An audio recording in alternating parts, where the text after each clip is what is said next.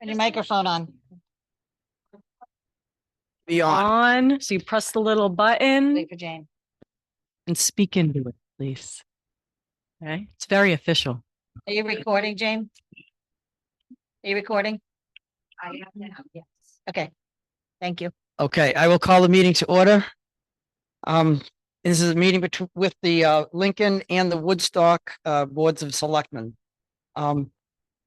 First item on the agenda, skip down to the Pemigewasset River Local Advisory Committee.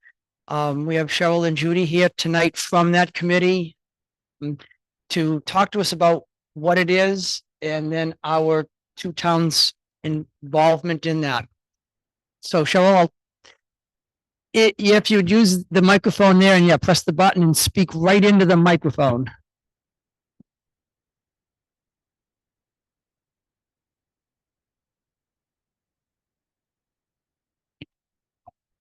As OJ said, I'm Cheryl Howard. I'm presently chair of PERLAC, and this is Judy Farron, who is now secretary, but prior to that, she was vice chair and also chair. And thank you for allowing us to come tonight. As I indicated to OJ in our meeting a week ago, we are here to answer your questions, to provide information to you. We're not engaged in the action of a hard sell. We hope that somewhere in the course of your respective futures, you might consider as towns joining in, but it will in no way change the relationship that exists right now with the respective representatives who sit on the committee with us, OJ being one, and then James, on an active basis. So PERLAC, as it is an acronym known, serves as an extension of DES and also with representatives from each community to look out for the well-being of the Pemi River and its streams and rivers that contributed to the watershed. We just completed, and I believe OJ brought back 2 copies and James brought 2. But if there's anyone else, I have 2 additional ones. If anyone else wants a copy of our updated 2024 river management plan, in which we try to simplify some of the language that existed in the previous one, and also to be more defined in the goals and actions that we would like to accomplish over the course of the next 10 years.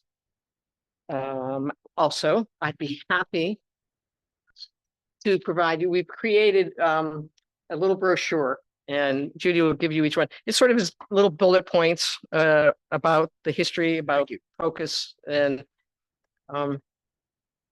Thank you. what we try to do. One of our primary focus at this time of year is volunteer river assessment program is water testing.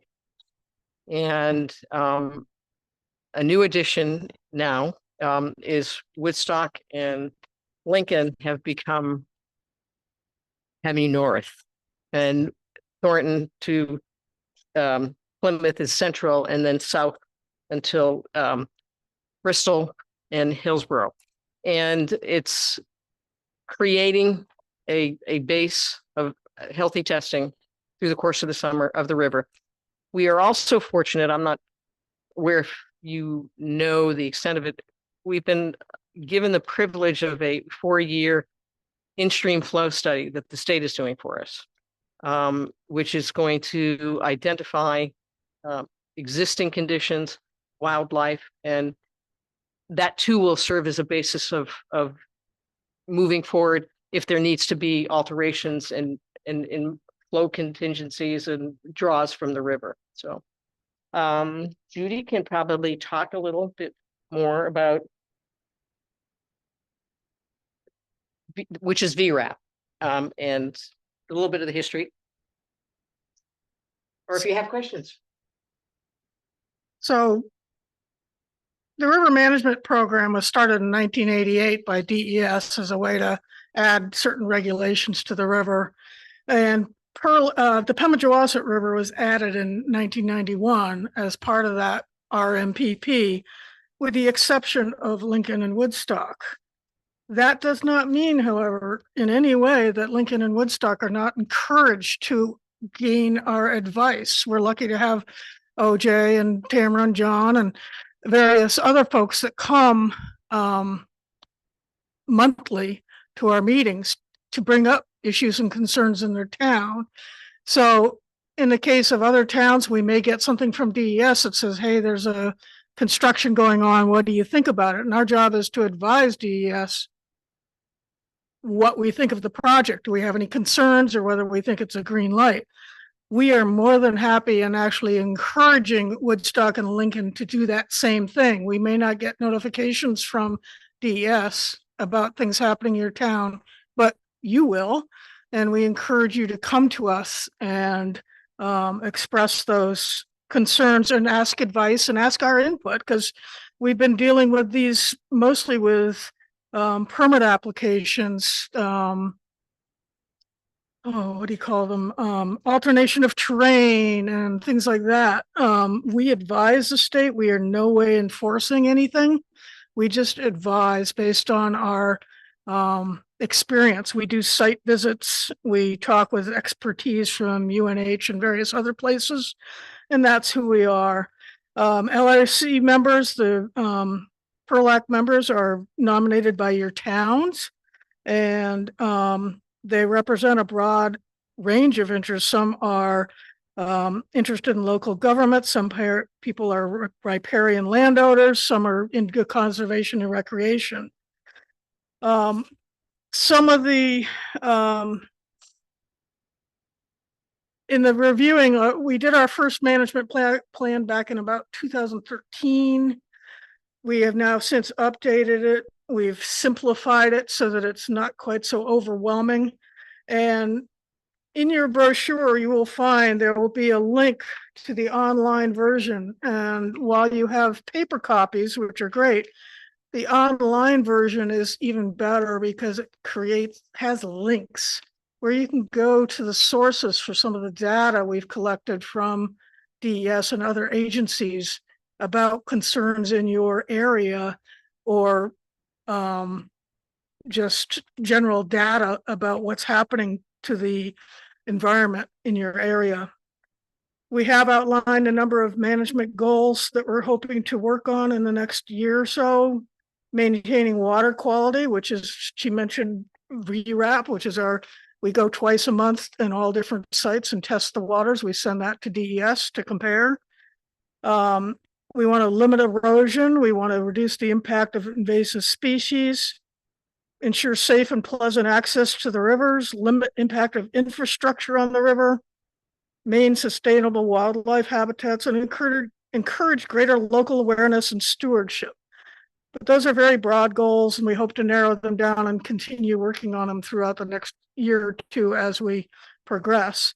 But I think from my viewpoint, the biggest thing is, as you look through this, whether online or in paper form, this is an outline towards what we want to achieve. And hopefully some of that is in line with what you hope to achieve in your community. And the biggest thing I can stress is that you come forward to us if you have any concerns or questions about how to handle a situation. It doesn't matter whether you're part of the RMPP River Management Protection Program or not. We are here to help Lincoln and Woodstock with their concerns related to the river.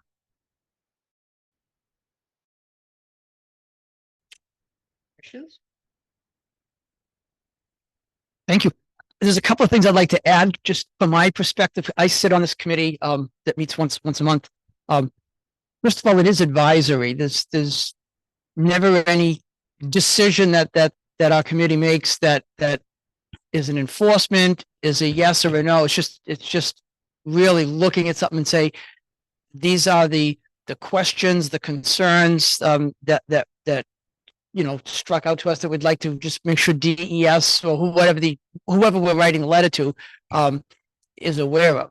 And that's usually the response is just in a written letter form outlining concerns.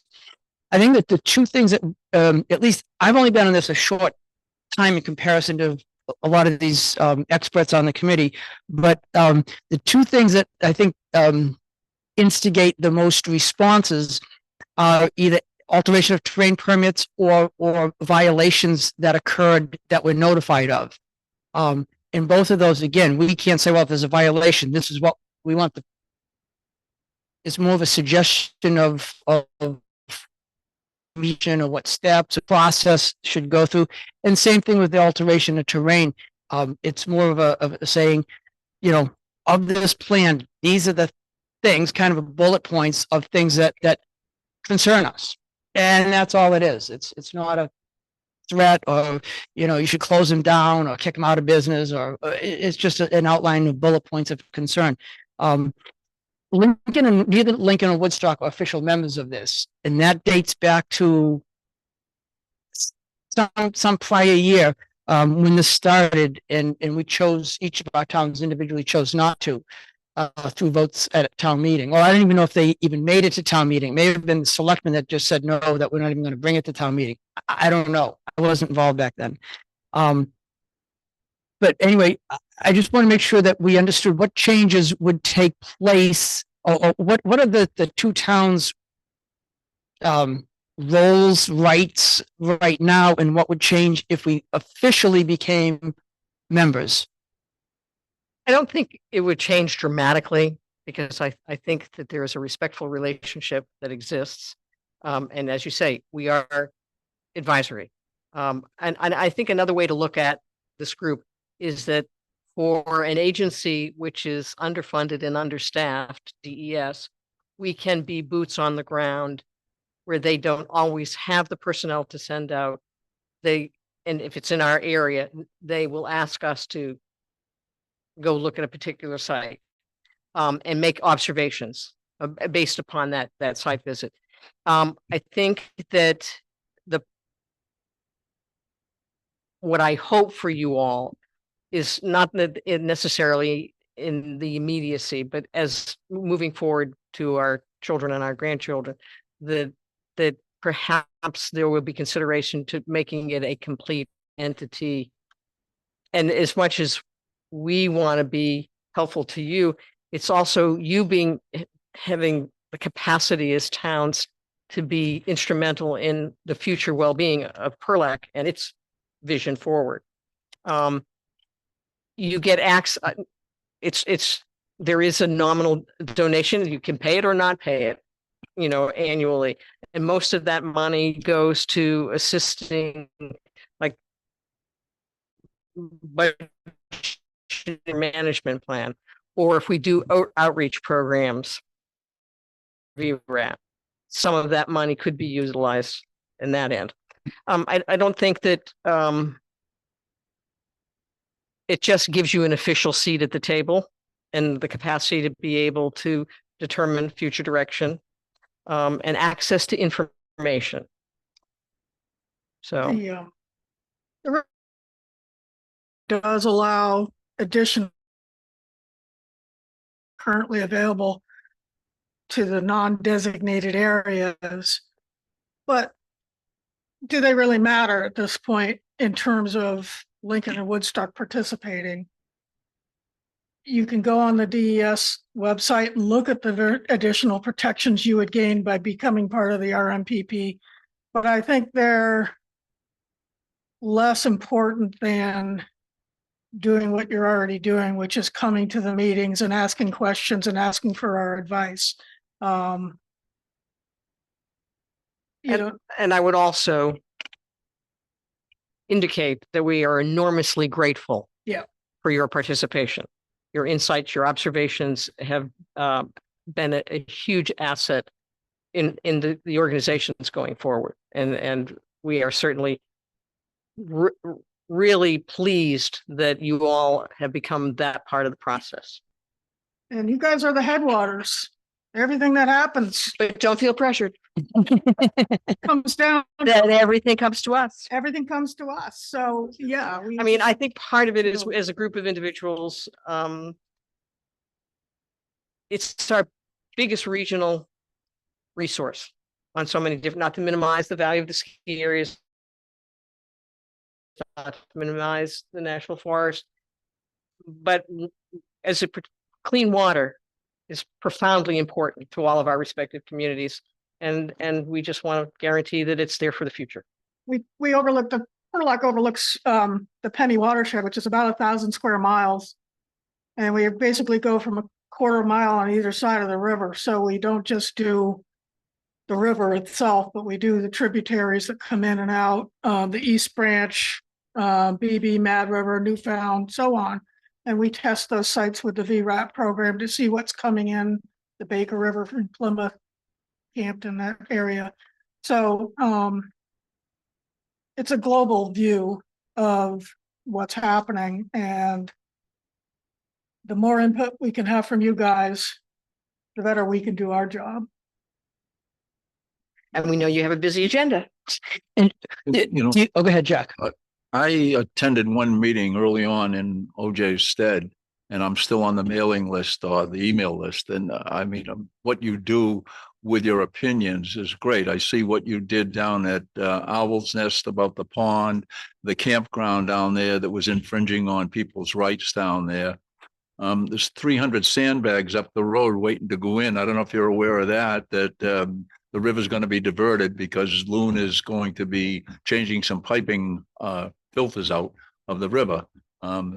So there's, I think, just about 200 or 300 bags of sand, that one of the contractors is doing.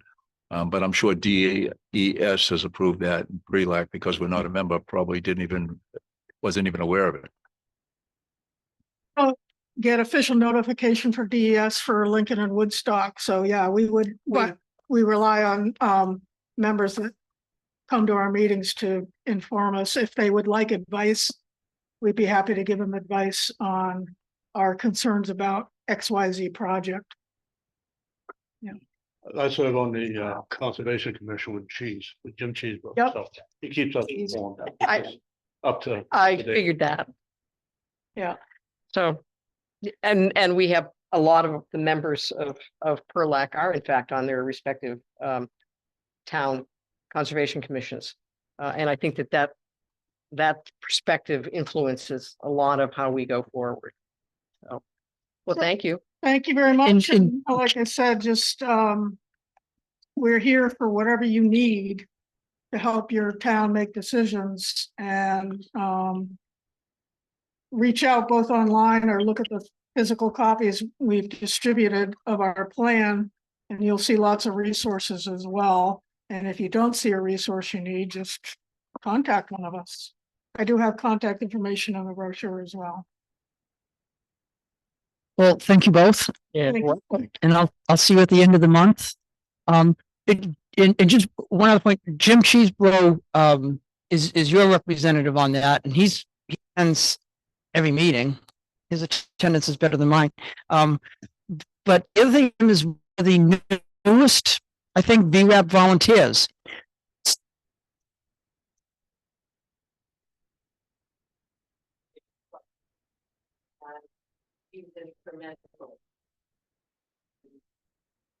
Reach down and take the course, Yeah, because he also thinks that to have a complete picture of the health of the river, your two communities. One of the things we did the VRAP program, we cannot get a position put the DES, he drives the funnel, the Arnold, they put on the funnel team, it comes up. We're working on it. We're working on that. Well, we're going, here, so we have the river up here, and so for that, and everything else, so, there's another resource we have. well, good. Thank you very much. Good night. Oh, Paul, you had a question? Yeah, I had a question for them. I was wondering if maybe they. if Wait, part of this- hold on.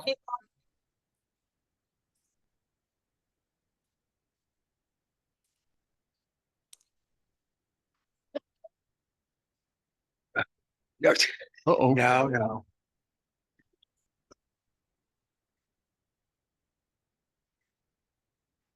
Try it now, Paul. Can you hear me now? Oh, yeah. Okay.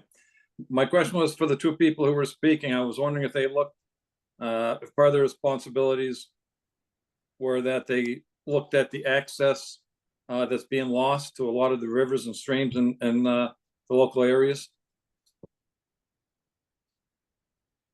Sorry. Hold on.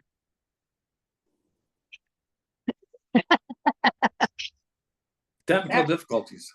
Technical difficulty. Yeah, we're getting other noise out of this TV.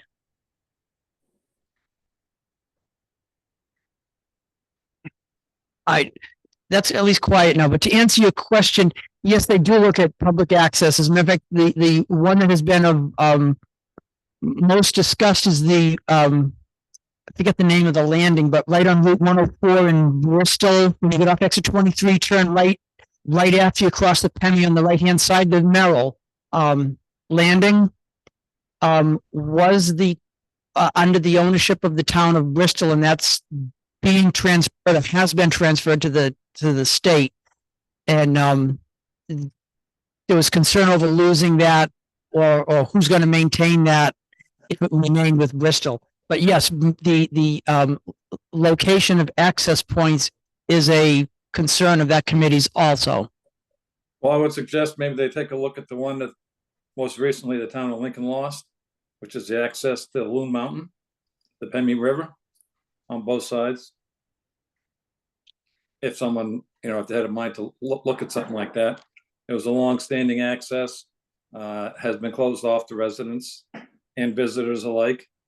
And just a comment. Okay. And anything like that should be, be brought to our attention because it's one of us and typically me that goes to the meetings. And I actually wasn't even aware that Loon was putting sandbags in the river until you just said so tonight. So I never mentioned that to the committee either, but. Thank you. Yep, thanks. Any other? Let's move on to the shared departments, and we'll start off with solid waste. Go ahead, Nate. Yeah, if you want to take the mic, yeah. John, do have a proposition to make. Push the button on that. There you go. So I have a proposition to make to both boards and regarding the solid waste facility. In talking with John, we would like to proposition both boards to possibly open the solid waste facility for 7 days a week. And be open on Wednesday. And obviously the benefit would be to the taxpayers that they would be able to access the solid waste facility 7 days a week. The benefit to the employees at the solid waste facility, the 3 full-time employees, would allow them to be able to take 2 days off in a row, which being closed on a Wednesday, the way it works, we can't offer that to those 3 employees. So those are the benefits for both parties. Obviously, it's going to be a cost increase. Looks like the cost increase would be, we'd be able to handle that with part-time employment. And it would be, we averaged it on the part-time wage of say $18 an hour. It would be 24 hours a week. So if we started the process now, we're looking at around $11,000 because we're at, midway through the year. And Korea and I looking at the budget and my expenditure report, it looks like we're running a little under. Looks like we can absorb that now. And it would be definitely a budgetary decision to move forward with that for the following year in 2025. And it would be a $22,000 increase. So I just wanted to throw that out there and see what you all think. Just if I can add to that too, after you left today, I did run the numbers. We did have an employee out this year on short-term disability. So we saved some money as the short-term disability paid for that employee's wages or a percentage of that employee's wages while they were out on disability. Unfortunately, the way municipal budgeting works, expenditures go in expenditures and revenues go in revenues. So we did, we're sending our auditor is out on vacation this week, but we put a little tickler on our calendar to shoot her an email next week to see if there's any way that we can at least reflect the cost savings that we had from short-term disability in our expenditures. It may not be a true expenditure report, but a transaction report where you actually see the revenue that's offsetting the expenditures. And that's about $12,000. So Cover the remainder. that would cover the majority of it. So, but again, like municipal budget law says, expenditures are expenditures and revenues are revenues. So we're trying to figure out a way that we could reflect the cost savings from short-term disability into the overall solid waste budget. We don't know if we'll be able to. She might say, Depends on you're what the auditors right. say. But we do have that offsetting revenue. It's just might not show in the expenditure lines. And you're fully staffed there now? We are at the moment. And do you see any concerns on being able to get another part-time employee? We have one that just started and it looks like Fantastic. she's all set to go. as far as I Excellent. know, and she's all Good. set up for getting her certification through DES. Fantastic. And she's looking for, potential if there's a retirement in the future, which may be, may not. Picking right, jumping right in. Then Sure. if Perfect. that happens, then she could be a full-time employee, and then we would obviously be looking for Sure. another part-time. But right now, at the current time, we're fully, Excellent. so. I'm definitely in favor of that. Just a couple of quick questions for my own edification. When, and maybe this goes to John, when we're closed on Wednesday, does Thursday become a double day? And the second part of that question, obviously the winter, we have the weekenders for the most part. And, we know Sunday is a jam down there. What impact would this have in the winter time for you guys? You want to go up there, John? Yeah. Get on front of the microphone. I'm with you, John. People watching this on YouTube want to know what you have to say. Of course, right now, Sundays are busy, but to tell you what, Tuesdays and Thursdays are busier Mhm. because we're closed Wednesday. So people like, oh, they're closed tomorrow. We got to get there today. And then, of course, but they closed yesterday. We got to get there today. So it definitely, I think, would spread that out. As far as the weekend, I don't think it's gonna change anything on a Sunday. Gotcha. Right now, I'll say, we are closed Wednesdays, so we're all off. And then Russ will take Thursday off. So he gets 2 days in a row. But then Larry will take a Friday and I'll take a Saturday. And we do that for Joe that fills in right now. So he doesn't have to split his days up where he comes in one day, off a day, come in another day, off a day. So right now he gets 3 days to work in a row. So if we did if we did 7 days a week and 3 full-timers, another part-timer would do 3 of the days we're off and 3 of the other days that we're off. And one day, all 3 of the full-time guys would be together, or 3 times Perfect. people, not guys. Gotcha. Go ahead, Scott. Businesses probably wouldn't object to it, would they, Scott? No, I think it's a great idea and it would help businesses out a lot, I think, for sure. It would help us out.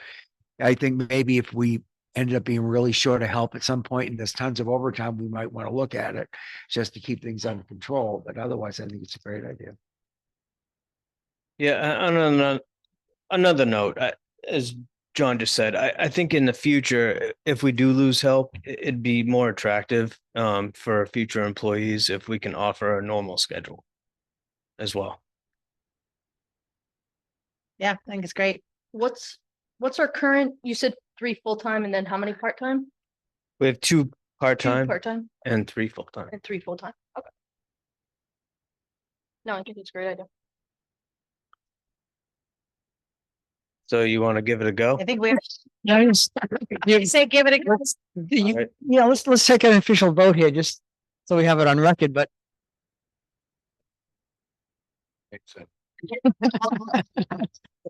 I'll second that. All right. any further discussion? All those in favor? Aye. Any opposed? Unanimous. Awesome. Anything else going on at solid waste we should know about? Awesome. I know the place really looks great. It does. You do a great It job. really does. Thank you.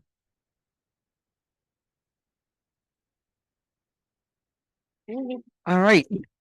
Is there anything on, town recreation?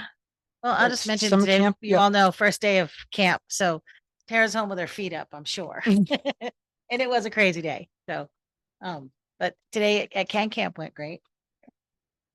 Oh, yeah, they've got a great staff this year. I was Mhm. impressed with. Yeah, the- they have the kids lots we of had, returning yeah. staff, couple new staff. They're fully booked, both Yep. camps, so they're moving. That's good. Under community center though, and we mentioned it during budget season, but just to kind of reiterate it tonight, we'd like to, that 50,000 that we've been just kind of rolling into the operating budget each year, we'd like to actually pull that out and put it as capital reserve. So like when a project gets held up or we can't do it, we're not having to encumber the money all the Encumber it. time. Yeah, So if we could, when you guys start to work on those budgets, if you could outline it as a capital reserve. so each town put 25,000 in capital no, I- reserve instead of 50 in I the think- budget. Yeah, Yeah, yes. I think that's a great idea. I mean, I think we Sure. were, And that way there too, if we have to save up for a bigger project, we have 2 years worth of. Right.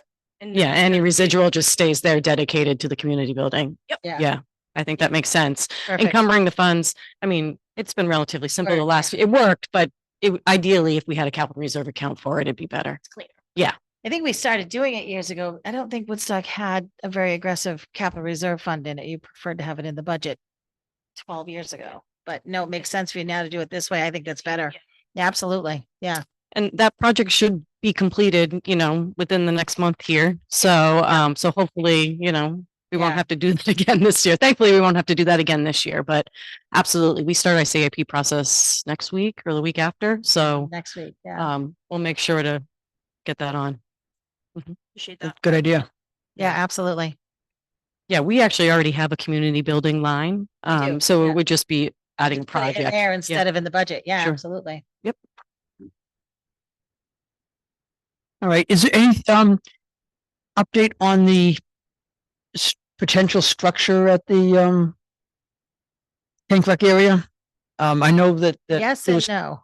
Yeah. there was talk of the pavilion, and then Loon had talked about if they had the, sprung structure. Mhm, mhm. I didn't know, just to update us. Well, today actually is when Tara was communicating with Stuart, Alba Architects, thank you. He has a final design. Well, I should say final, he has a couple options on final design. So when I spoke to Tara on the phone, she was very excited about that, but of course, nothing's been done about that yet. So it's moving. Price is always an issue, so it may be a stage, stage 1, 2, 3, whatever project over a couple of years, but it's moving. I did see also in that, in his kind of options as well, though, that they were including the price of pavilion, but no offsetting cost for the money that we already raised Right. this year Right. at the town meeting. So that cost figure that was in there will change slightly once we get that Sure. factored in as well. Right, yeah. But that just came in, like I said, like Yeah, Amy said, late this today, afternoon. yeah. So we'll So review it and, we may have an update at the next Board of Selectmen meeting. Yeah. Yep. But it's moving. And there's a deck, an observation deck. to Watch skiers and stuff included in both designs, so. it's essentially just reworking the entrances and adding bathrooms and the pavilion. Moving the kitchen Yeah. so you can rework the entrance. Yeah. Yeah. Nate, did they talk to you about striping parking lot? I talked to Nate about it. We're gonna wait until the top coat of the pavement goes on because the top coat's not on yet. We're hoping to get a budget number for that when we do the paving for this year. We said we would get a quote, and depending on what we had in the budget, if it was feasible, then maybe we would do it this year. If not, we'll put more money in to potentially do it next year, but it seems silly to do it if the top Just- coat's right, not on. Right. Like I said, couple. Which, It's funny, it's only at the special events that that, I mean, those that use the Kank know how to park at the Kank. It's when there's a special event that becomes an issue. So, yeah.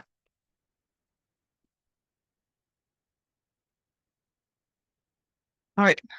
Any other shared departments that we want to I just want to talk about? update real quick on the intermunicipal contract for dispatching services. Right?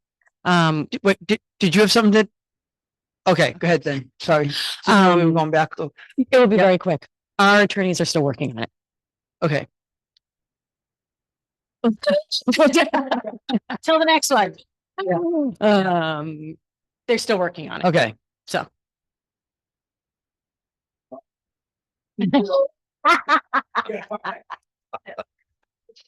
The concern is that line, the service obviously is great. We appreciate working. Yeah. Partnership. Sure. And that dispatch is very. Right. That line, and mistakes happen, but that Mm. line it's really uncomfortable, not just for us, but for our attorney. And so we're just gonna have to figure that like. Yeah. Yeah. If you're buying a service, yeah, you would, Yeah. if the ambulance came to you and said, we want you to sign off on being able to.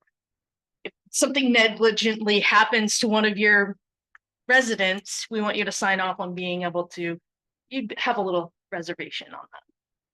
Understood. Absolutely. Yeah. That's why we let the lawyers do it.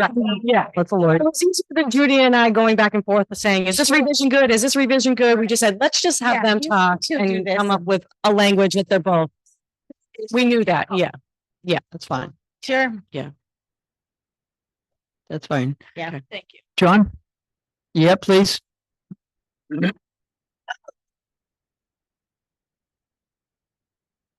Right now, what I'm gonna talk about is a water line that goes between Lincoln and Woodstock. And it is beneficial, I believe, for both towns. Right now, down by the off ramp of 32 southbound, the main is broke. It's not a major break, but it is broke, so they have it shut off. There was talk about maybe leaving it shut off and doing away with it. And I believe that is a bad idea. I think we should keep the connection between Lincoln and Woodstock for each town. If you needed water, we could give you water. If we need water, you could give us water. I think it's a big benefit and I'd hate to see it gone. Especially right now, there's a fire hydrant by the off ramp for northbound. It's shut off. There's no Right. water going to it. That's a big benefit if the information center was to catch fire. So hope I'd that like never to see that happens. water line fixed. And so we could have water through that hydrant. And there's two valves right by Rogers and they're in a box together. And one is like for Lincoln and one is for Woodstock. Both of them are shut off. So there's no, Lincoln's water going through Woodstock without opening these valves. So we could keep it that way. But I'm just saying though, it should be work together with both departments if we had to or whatever and fix that water line and keep it there. That's all I got to say. How long has it been inoperable, John? I believe a year. Yeah. Okay. Yeah, right before winter. Turn your microphone on. Microwave. There was a pretty good leak there that we found where we're having a lot of water loss. And that's one of the oldest water lines in town. It's in really bad shape. And if we're going to keep it in service, it should be replaced. Bottom line is it doesn't really serve it to anything but that hydrant and the interconnection, which we have never used really. So our thought was we just abandon that whole section. Because if we want to keep it pressurized all the time, we should probably replace that whole section, which would be hundreds of thousands of dollars for something no one uses. So it's there's definitely arguments on both sides of that for sure. And even if from what I understand, again, I'm no engineer, even if we did try to supply water with Lincoln, which I'd be all over, it would only go up, they said about, Traffic. to the traffic lights about half a mile or a mile, the way the systems are set up. So it probably wouldn't be that helpful anyway. So that's, but again, I'm not an engineer and I don't know that for a fact. Yes, No, up by, mobile, by the mobile, we go up to the mobile. And No. then, because they looked at that one at one point. Again, this is hearsay. I've not, so. Well, and I think also Penachuk had mentioned that we operate our water systems differently too, that there may not be an opportunity where you can mix the new water systems because one's more chlorinated than the other or vice versa. I Got can't Big remember Water exactly. talked about that when we had those studies done, that we're an open water source and you're a closed Right. water source. So putting them together could be disastrous to both Both. systems. Right. Yes. Right. However, if for fire prevention, your fire Right. chief makes perfect sense, so I can see his side of it. Right. To have that extra water for those buildings there makes The hydrants. sense. Yeah. Does it make how many hundreds of thousands of dollars Could worth be. of sense? That's, yeah. That's a question. No, we gotta. Yeah, Yeah. Look I at it. see That's your a point hard on one. on crossing it, but I also see that if something happens, the main breaks down by my house and there's a flood and you can't fix it for a week. You're gonna tell 1,500 people from Woodstock that they don't have water when they could have water, whether it's from Lincoln or not. Lincoln's water is not contaminated. Woodstock's water is not contaminated. You can't tell me that you can't put them Well, together. it's something we can definitely look at, John, for sure. So Now, part of the issue, I don't one want of to the- lose We'll it. get the answers. one of the hurdles is gonna be the DES, allowing us to commingle, Right. possibly commingle our water supplies. Well, let's get, Those some- are entirely, let's get some real answers, because I don't know. Yeah, but So, I just suggest that you do what you can do to Sean, work did together and make this work. the fact that those hydrants were shut off have any impact on the water flow to the fire across the street? No, Nothing. nothing, no. But it definitely would help if the information center was to catch fire or we had absolutely. a tanker fire at that exit or anything like that. It's definitely worth having. Okay, Well, thank why you. don't we designate Scott and Karina to look in? Yeah, thanks a lot. Judy, kill me if I do another grant. Something like that, absolutely. eligible to NRBC. Maybe. Potentially, yeah, yeah. For we- Woodstock, For Woodstock. Yeah. because we already have an MDRC outstanding right now. So probably not for either of us. We'll hopefully have ours wrapped up. I would hope at least our share of the expenditures spent and documented by end of this year, potentially at the very latest end of next year. So we could potentially, yeah. Do they allow, I mean, this was our first time in a very long time that we've done one. Do they allow like co-applicants? Oh, I imagine they would. Yeah, I think that would be fine. The water main also went to where they had the ice castle those years. It goes up behind Rogers. Right. Ben didn't want us to totally, Clark didn't want us to totally abandon it because that water line is new actually from behind Rogers up to where the ice castle was, that big lot back there. So if there was a potential at some point, if Lincoln couldn't provide the water, Woodstock probably could. So he never wanted us to totally rip it up. And he was interested in repairing it, replacing it if something came up. So Yeah, I think the first step would be just have like a better understanding of what the cost figures associated with that is and how we would be able to kind of share the system, with the closed system and the open system, if that's even possible.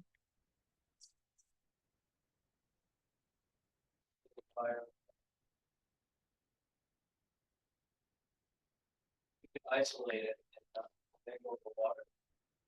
Valve. Right. And then. Right. Can't hear who's talking.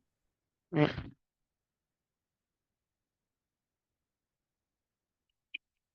Now you turn it off. There you go. All right.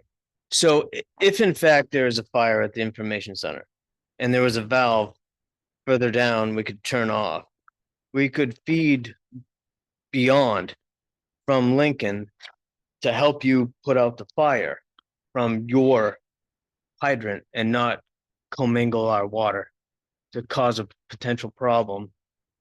That might be worth fixing that water line just for fire protection.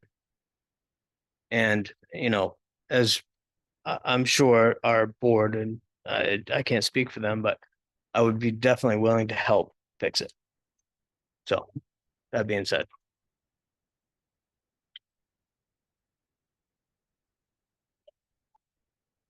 And seeing what we can do to. It seems like the involvement of an engineer would be helpful in this as Right. far as first of all, what, they'll know the DES rules. They'll know what's wrong and what the options are to fix it.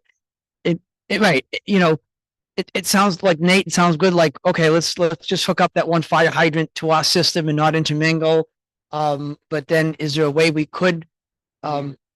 is there a way we could, like, let's say, take what John was talking about, if, let's say the whole town of Woodstock or a big section of Woodstock was without water. Is that something we could do with a hose from this fire hydrant to that fire hydrant versus digging up a whole section? I mean, I don't know, what are the options, I guess? Yeah. Yeah, what are the options? Yeah, well, but again, That's why he sits. I'm not an engineer. The engineer might come saying, no, that's pretty stupid. But I don't know. That works during warm weather. It doesn't have to work in February. Get up in the Yeah, microphone. thanks, Joe. Even if you. It's on. It's on. And you did it, all you're gonna do is put a boil order on. People are still gonna have water, you just have to drink it out of a bottle. So to do away with that line would be kind of asinine if you ask me, and even if you don't ask me. I'm gonna get to talk about the fire department too. Are we almost done? So Almost. Motion to adjourn. Yeah. So. All right, Thank you, let's, John.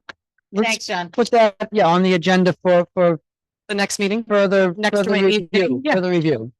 So. All right, Did the dispatch. is there anything Same. else from the selectmen? Anything else from the department heads? You are. All right, and then anything from the public? Joe? Yeah, again. I just want to know if you're interested in joining the two fire departments. I figure if all 6 years are sitting here together. Because you look at assets, you can check any fire department, they're running short of people all the time. So if you join both of them together, you've got to build a team, because it ain't going to be that long before you need a full-time fire department. So you better build yourself something that's going to be worth having. And that's, I looked at that down here, and you guys talk about water. You had 70 million gallons sitting right below you, and nobody's smart enough to turn the valve. So I just didn't understand what was going on there, and I know for a fact that they could have got the water, because I was on that water board when we were here, and they talked about it back then, that Loom Mountain, when they get done making snow, they leave that line full for fire suppression. So there was all kinds of water in, like you said, to jump from one hydrant to another, that's a walk in the park. They run towns with HDPE laying up and down the roads. If you went to Plymouth, they just plug into every house. Oh, that's So, right. all this stuff about cross contamination, if you're really worried about that, put two backflow for preventers, one this way, one that way. So it only goes when you turn it on. And that hydrant he's talking about, if you only can push up as far as them lights, you can put a hard suction on that thing right out of a fire truck and put water all the way to the Nordic end. So there's always, and I'm just here. I just want to join it. If we don't start looking at doing something, we're going to be in trouble. And it probably ain't going to matter to me, because I'm in the front row of going somewhere else. So, I mean, the summertime, I ain't got to worry too much about it, but I got kids and grandkids, so I would kind of like to see something, Thank you. Thanks, Joe. Joe. Go back to your Back to the microphone. microphone. Yes. Would that have to go on a petition to go to both towns if you wanted to look at that? Or you guys can discuss it? I mean, we can always discuss it. I mean, I talked to Gil, must have been 10 years ago about this or longer. We can, yeah. Town meeting to approve. Right, and I got no problem with that, but I just look at what you got going on. I mean, if you don't, like I said, there's construction companies now that are starting academies because you can't get no help. They're building a team, or you ain't gonna be around. And it's everything. I mean, this is a big business, this town, whether anybody thinks so or not. I mean, you're gonna spend $20 million at Campus Road, you at least have water enough to put fire out. But actually, I think, okay, Almost. I think maybe been your first year on in 2010, Oh, 2011 was my first. 2011. We discussed it when Peter Moore was was on the board. Correct. See, there was I think discussion that's when before that. the actual official conversation started, if I remember correctly, right in our meeting room. Right around there.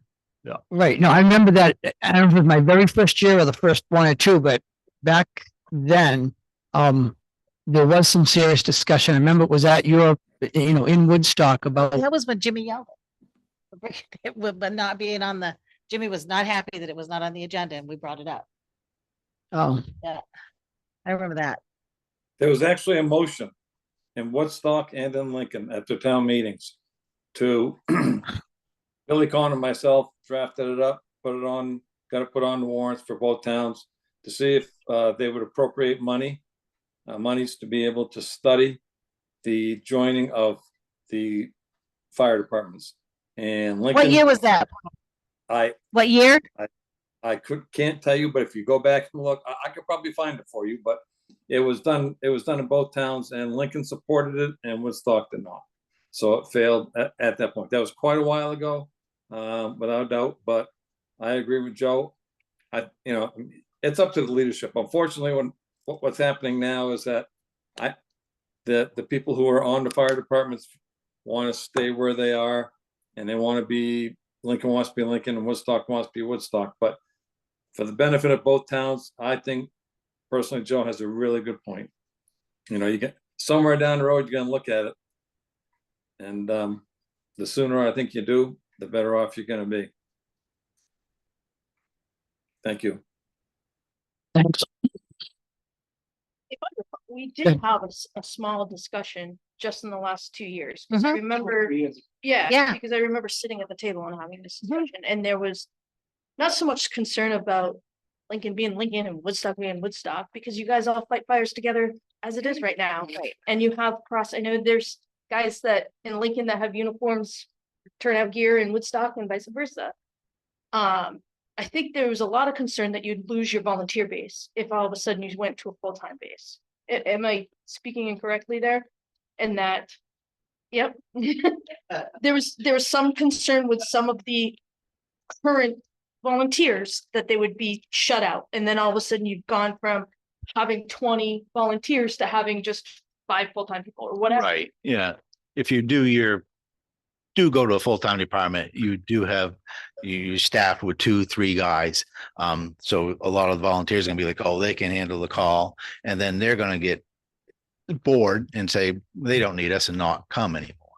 I agree that you can keep both towns still as volunteer on-call departments. If you want to do leadership as one leader, one chief, and still have deputy chiefs for each building, I can see that working. I don't see Lincoln doing away with their fire station, and I don't see Woodstock doing away with their fire stations. If it can work, it's just going to take some time and people working together and stuff. And I'm a fireman, been for 41 years, and when you have a fire, if you only have 2 guys, you make it work. If you have 10 guys, that's even better. But we can all work together and we can make this work. I'm not shutting the door on saying it can't, but it's going to take some looking into and investigating and stuff. But I think, like you said, it starts at leadership level, and I think we all got to be open and make it work. Okay, thank you. Thanks, I John. think there's companies out there that can do a study to look at not just one track or one option, but look at, like John said, one leadership and then your division, or one complete department, or continue the way it is, whatever it might be, and what is feasible for both communities. Because there is passion in people having their Joe's gonna do it for us. just Just so everybody, I don't want to do away with no fire departments or no firehouses or nothing else. And he's right. I mean, I got no problem with one guy running it. It's no different than a regional school or anything else we run. You just got to put your players in play. So, I mean, I think it's worth looking at anyways. Thank you. I think John and we kind of glossed over doing training, cross training with both departments just right after this latest fire. So we did So we'll discuss that, and I like that'd be a good place to start. Training both together, both departments, so that Do that now, don't you? they're all on the same page. Yeah, it's like every couple of months. Right. Right.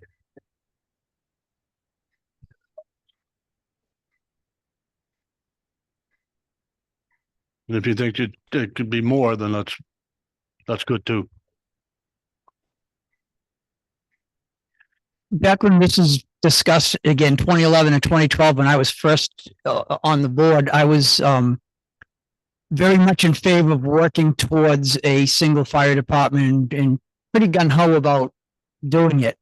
The more though that I learned about the departments, how they operate, and what the potential benefits are, I tell you, I've become more hesitant towards forcing or instigating a joint fire department. I think there were some benefits to it, but if you look at the key things, number one is personnel. All right, there's only a limited number of interested volunteer people who will make this commitment in these two communities. And I don't think that number of people is going to increase, whether it's one department or two. And I actually think it might get down if it's a single one, because then if you don't like the chief, if you don't like the assistant chief, if you don't like something about that, you don't like the other people in the department, not don't like, but if you find you're more aligned with one than the other, there's a choice right now. And I know there's some people in Lincoln who belong in the Woodstock Fire Department, and that's great. If there was one department in that dislike for something was there, they might not be on the single department. So I'm not sure if the number of volunteers is going to increase by making one department versus two. The other thing that, and again, I'm not a firefighter. I know this, but from what I understand, there's not a whole reduction in apparatus that, it's not like, well, if we have just one department, we only need, this one truck and we can get rid of this one. I don't think there's any significant equipment we can get rid of by joining the departments. So I don't think there's any benefit personnel wise. I don't think there's any benefit equipment wise. And then I think that the third, in my mind, important leg is the training. And I think you both just talked about it. There's no reason why the separate fire departments can't train together. And I think it's great because of fires like that, where the two departments work very well together, from what I understand, during that incident. And training together is just going to help increase that efficiency and cooperation. So I'm not against joining them together, but I would need to be convinced that one of those three things is going to significantly increase if we do join it together. Now, as the fire departments evolve, I mean, I'm not going to talk about Woodstock, but I'll talk about Lincoln. In my term on the board, we've seen, struggles with, I've been through 4 chiefs, I forgot, up and down. All right. And there were times in that, as a matter of fact, when we were talking, where we as a town were struggling with our fire department. And it would have been good to join because we were losing volunteers and we were struggling keeping it together. That's not the case right now. And I think it's not the case with Woodstock. I think we have excellent chiefs, excellent participants, volunteers to come out. And I don't want to be the one to disrupt that cart, will the time come in 2 years, 5 years, 10 years where something isn't working and we want to make it work better? I'm for looking at it, but I don't want to, I'm not closing the conversation off, but I'm saying I'm hesitant. So. Is it any, there's a Samsung A53 5G. Your hand is up.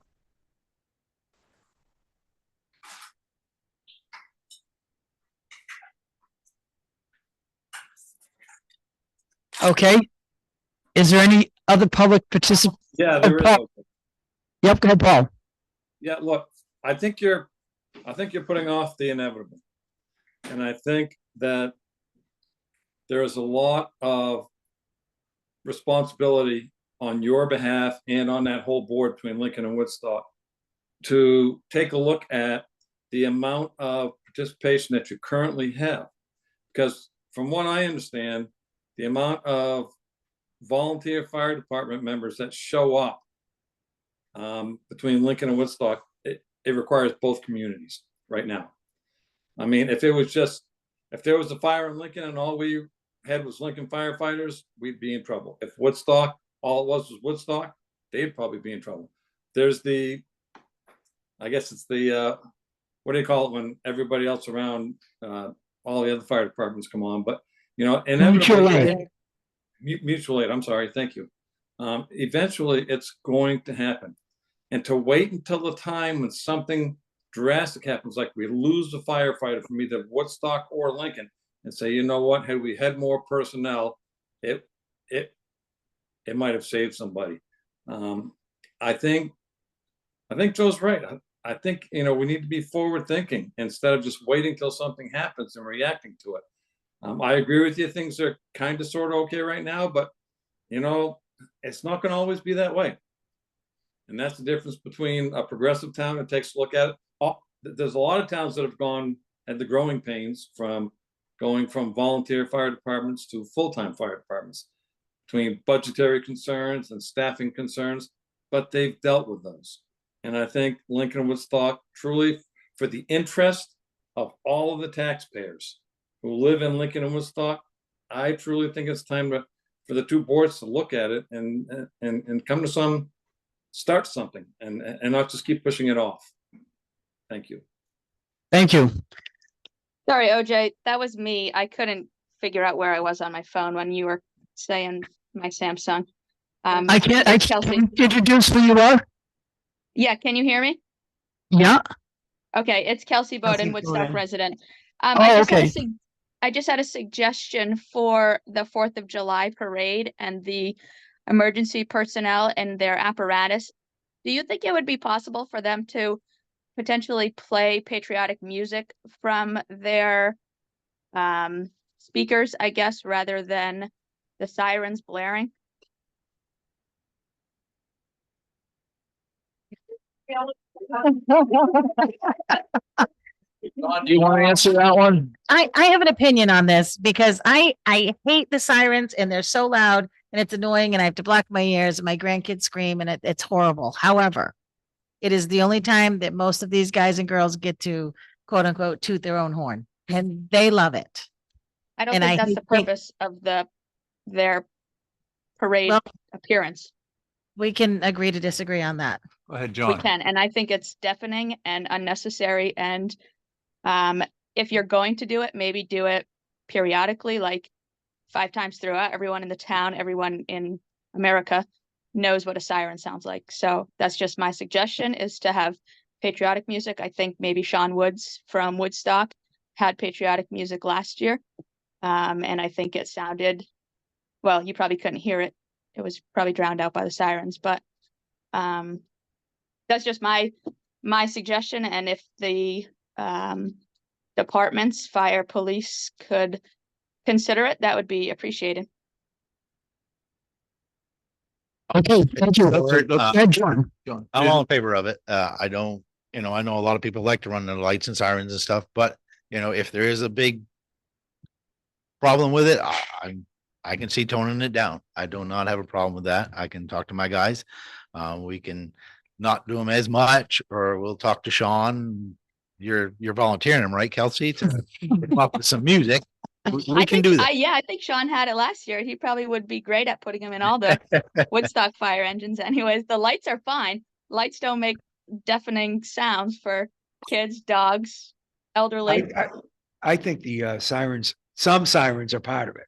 Yes. Maybe it doesn't No, have I to wouldn't as agree much. with that. Yeah. Sirens are fine, but it seems like some engines just continuously blare their sirens, blast on their horns, and it's unnecessary the entire duration of the parade from Alpine up to town hall is ridiculous. Yeah, we can set it up, Kelsey, as one truck per department uses their lights and siren. Well, we'll all use lights, but maybe one can just use the sirens. If So- you're gonna, All right, if I you're appreciate We that, will John. tone it, we will try to tone it down for you. if Thank you're you. gonna play, if you're gonna play music, only one vehicle is gonna be able to do it, because you'll never be able to coordinate. Right. Sit there forever trying to do all one song and Yeah. Well, I collaborate. think the firefighters can do some synchronized dancing in between too, maybe. I'm gonna Now leave. now that you're alone. pushing it.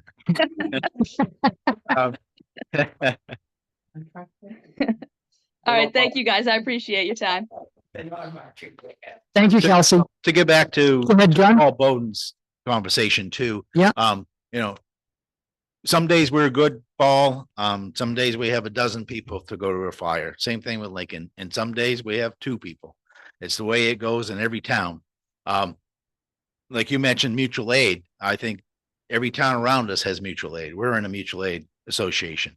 So that's going to be more of your help than relying on just Lincoln and Woodstock. I think, you know, we got Franconia, we have Campton Thornton.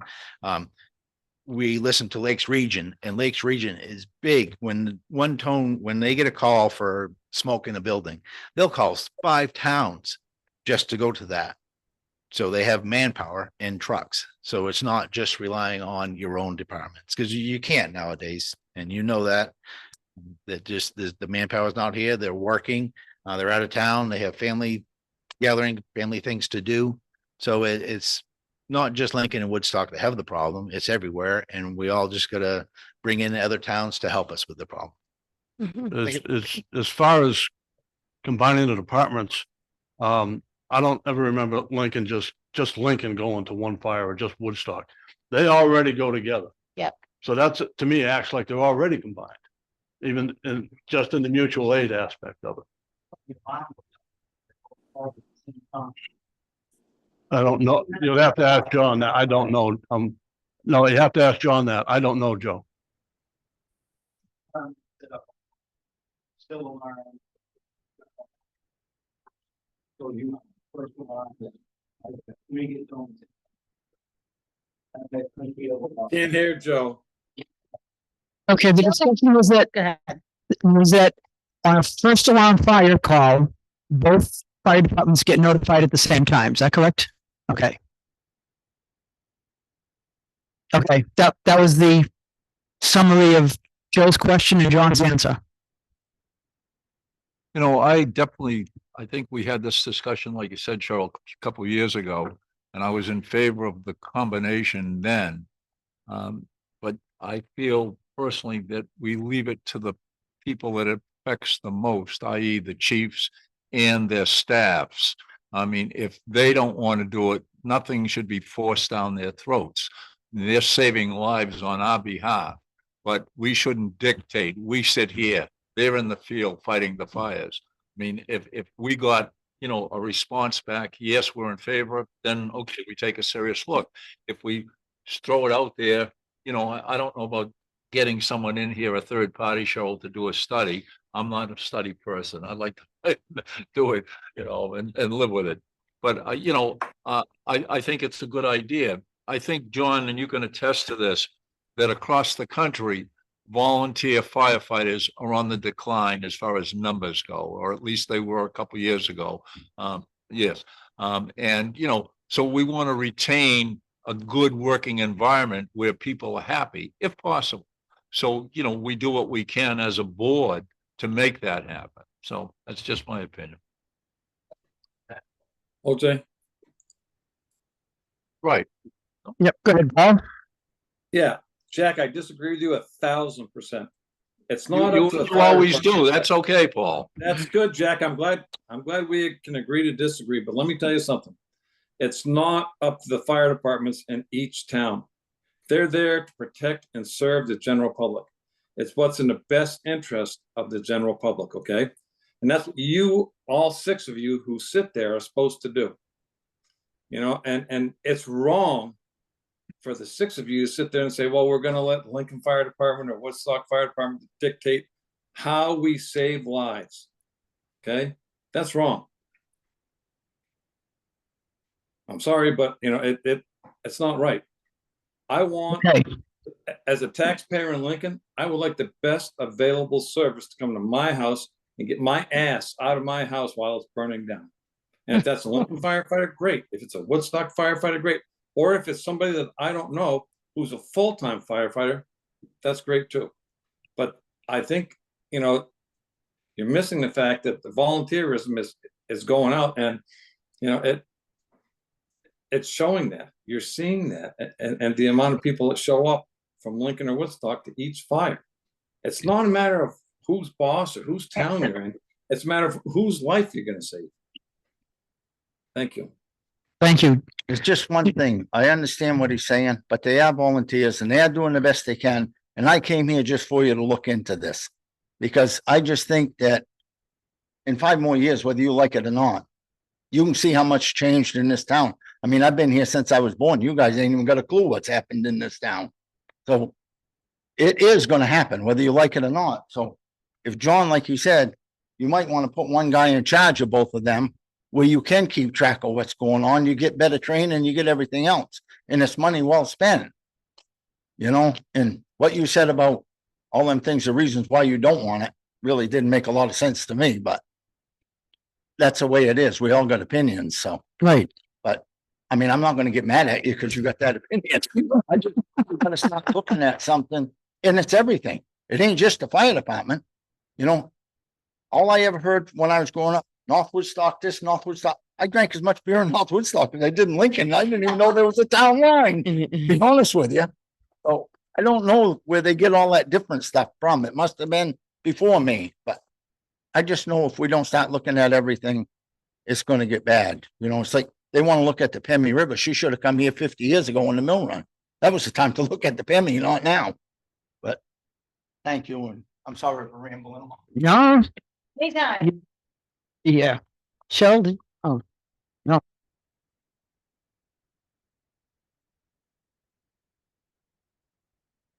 But, um, I mean, I think this is a topic that's going to keep coming up.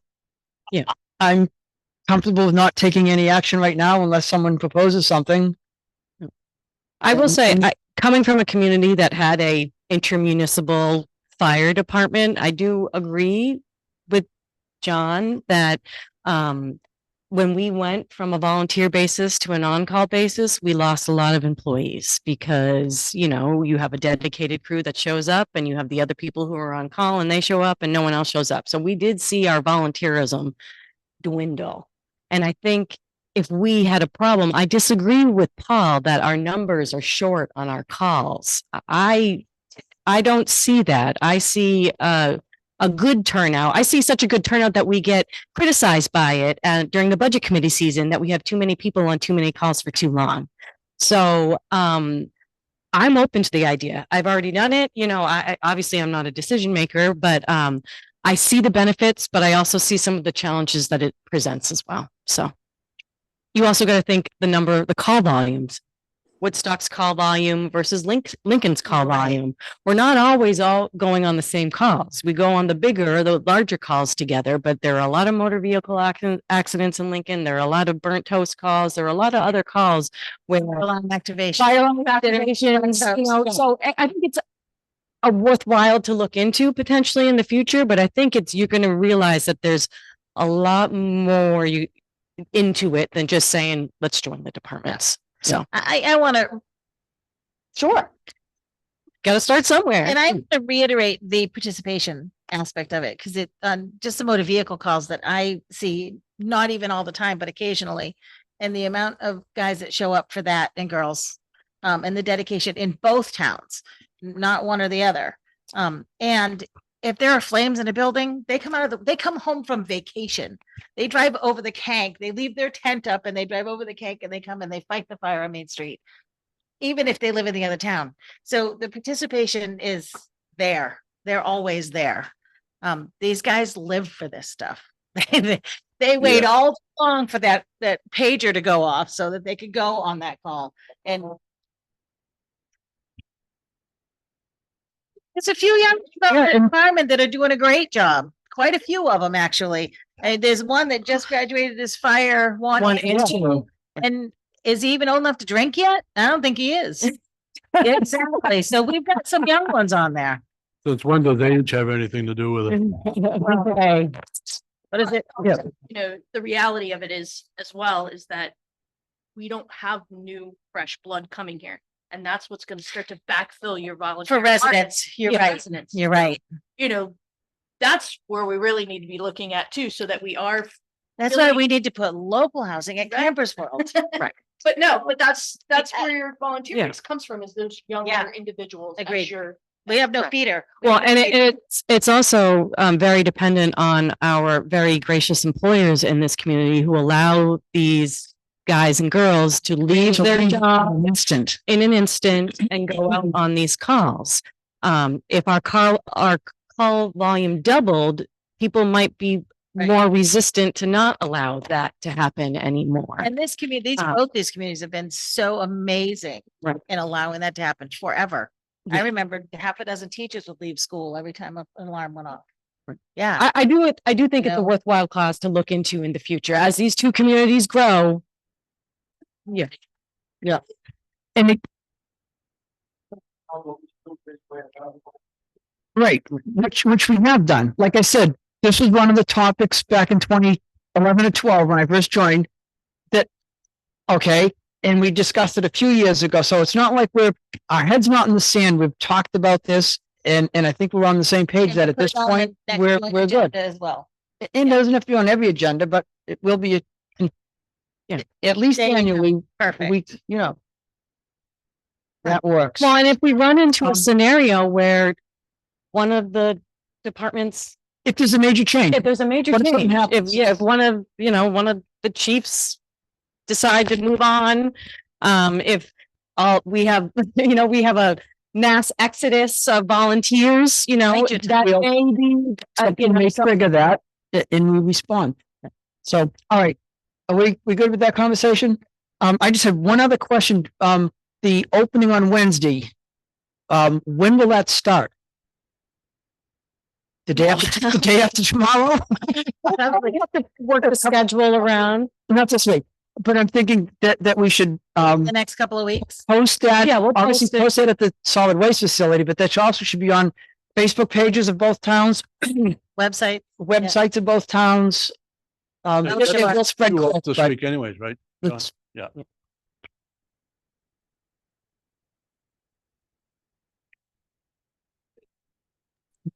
Okay, Pick a date Fantastic. and, yeah. Oh, Jay, Melissa Saborn has her hand up, or whoever's there. Oh, thank you. oh, for that. thank you. Melissa, Hey, can you hear me? is that What's Tom? So, Yeah, this is Tom Saborn. How is everyone? I just had a Good. quick comment. I was trying to get in on the fire department thing, and I think Chief McKay is absolutely right. And it's good to look at stuff. It's good to start communication and talking about this sort of thing. It's nothing that I think is a slam dunk. I don't think there's a golden key that's going to fix the lack of people that live in these two communities. We do have a good core of people, but the hard part to think about is you can look at Campton Thornton and other fire departments that went completely full-time. And as soon as you get mixed full-time with call members, you lose your call members. That is 100% fact. But Chief McKay is also right. Your main goal here in the North Country is enhanced mutual aid, right? So enhanced mutual aid is when you lean on your neighboring towns and communities, you lean on them for their expertise, you lean on them for equipment, you lean on them for manpower. Lincoln and Woodstock is a very unique situation as we're an island and our mutual aid partners are 25 minutes out each direction. So you'll see we operate completely different than down in Lakes region where they pull the trigger on more trucks quicker. But the best thing to do is start talking about this, the joint trainings between the two towns. And even if we keep Lincoln Fire, Woodstock Fire, right? The joint training, operate as one, train together, practice together, tie ropes and knots together, pump water together, get everyone on the same page and used to each other's equipment, each other's jaws of life. That's where the big difference is going to come. We're not going to magically get people to move into this town when there's no housing. That's just the bottom line. That even if we start something now, we're chasing, behind the wagon on this one. So we really got to work with what we have. We have two great communities. Now, leadership, John also had another point. If there was like a central chief that ran both, you could still have Lincoln and Woodstock Fire, and they could still have their officers. You'd have someone that oversees and answers to both select boards. It can help numerous things, such as, what equipment is purchased? Does it match the other department's equipment so it's cross-trainable? There's a lot of good things to start talking about. And I don't care where you go in the North Country or in the country, there's a lack of volunteerism, and there's a lack of people dropping everything like we used to, because honestly, people can't afford to lose time. They can't afford to lose their money from their job because their families depend on it. Paying your people well, number one, biggest thing we can do. Look into, how do we get people involved that are assets to our community and keep them here with, I don't care if it's financial, but maybe something bigger. What's something that attracts people? Some buy-in on healthcare. We just got to start talking as one community, two towns, about what we have to do to plan this, to put it together, to make sure 5 years from now we're better than we are now, and we're doing pretty good right now. So I think Chief McKay brought up a lot of good points. You just got to be careful, because on a full-time department, you're going to have 2 full-time guys. The tone goes out, you're going to get 2 guys in 1 truck, and that's it. Right now, we're pulling 4, 5, 6 guys. 4 guys on a bad day with 2 trucks is better than 2 guys. So you got to be careful of how we do things. But I do like the communication between everyone, and I think it's great. And I just wanted to say, I agree with Chief McKay and the points he brought up.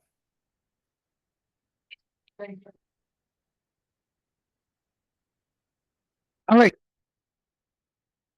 Public discussion. There is a thing on the agenda for non-public, but is there any? Yeah, No, I think it's it's just the routine. Yeah. Is it? What's that?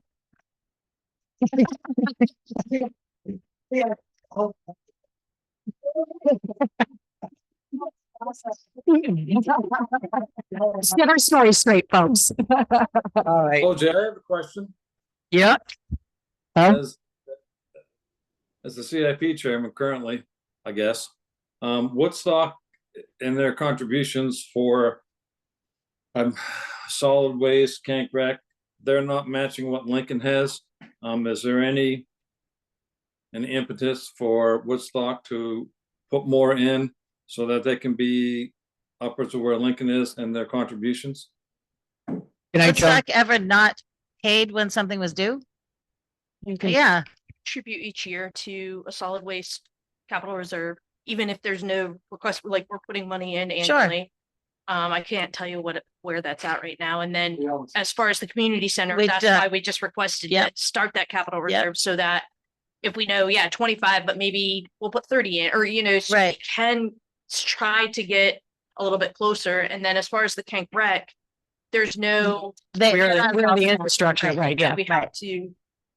that we have to contribute to. I right. do like the idea of or the possible idea that as you guys move forward with like pavilion and stuff like that, is how can we work with you guys to help with either fundraising or finding a volunteer piece to help with putting the Sure. pavilion up, or that kind of stuff. We certainly want to be involved with you guys, but we recognize there's no financial investment that we would technically be Sure. able to make as And that was, Cheryl, that was my question, because there comes times when certain projects may need to be done, either whether they're planned or not.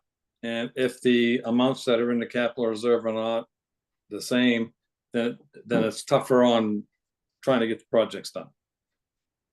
right. I think what's happened in the past is if we don't have our portion in capital reserve, then we put the money in in the operating budget for us to raise funds for that current year to make it up. Right. I don't think we've ever not paid our 50%. I don't think so either. I don't think we can due to the municipal agreements. I don't think there have been any projects that have been put out for No. years on end because there wasn't the financial capability to pay for it. So I think I don't see that as ever being an issue or a problem. Cheryl, too, I'd like to say, excuse me, Paul. Thank you to Chief McKay and the Woodstock Fire Department. They had a day recently over at the BRS Veterans Arrest Stop project, where he and the Woodstock Fire Department showed up and did a fantastic job of siding buildings. They Nice, sided almost 2 buildings, so thank you to you and the men. nice. All right, is there a motion to adjourn? Oh, Scott made a motion to adjourn. A second. And Jim's, all those in favor? Aye. Aye. Thank you all. Thanks, John. Thanks, John. Hey, thank you guys for coming over again. Yes.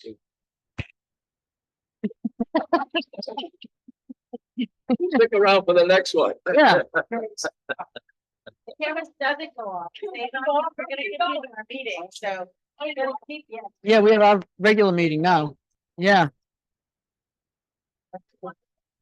thank you. I'm gonna take to go. Minute.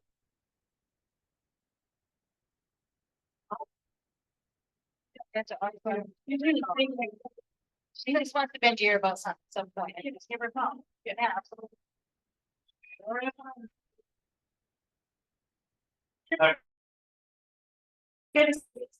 Thank you, Cheryl.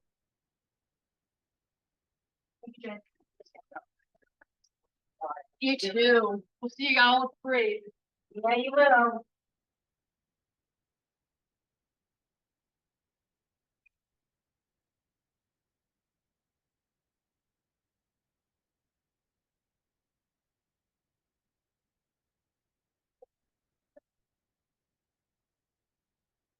I can't get back to the input section. It'll change it to 3.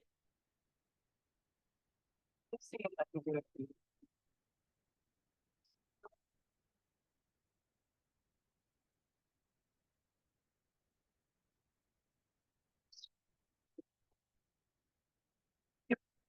Oh, wait.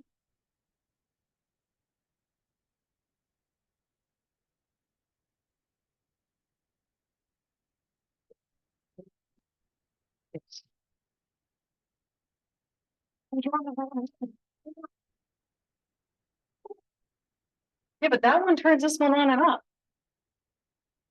There you go. Okay. There you go. Especially Jones, you could. It's too many remotes. There we go. Nice job, Jane. Thank you.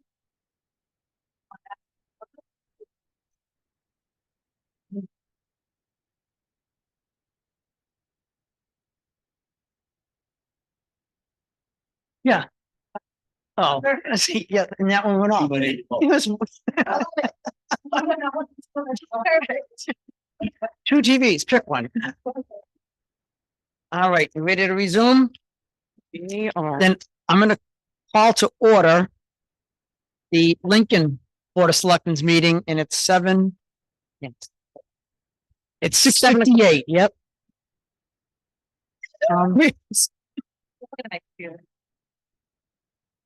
All right, review and approval of the minutes from last week, from last meeting, June 17th. You approve the minutes of June 17th as presented. You know, there was one Oh. little thing and I can't find it, but it wasn't anything substantive. It was. I don't remember what it was now. I was looking on my phone, reading them and then. All right, we have a motion and a second. All those in favor? Aye. Aye. Then we have non-public meeting minutes from the 17th as well, and I'll make a motion to approve those as presented. All those in favor? Aye. Thank you, Jane.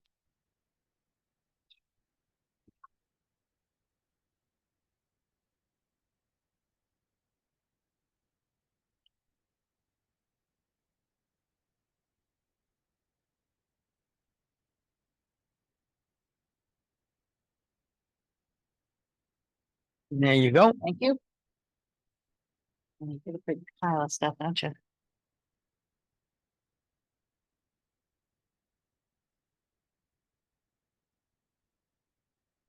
All right, and next is the public TSCNH Public Services Company of New Hampshire, doing business as Eversource Energy settlement agreement. Now, is this the one based on our vote from last meeting? No, that is for non-public. Excuse me. Okay,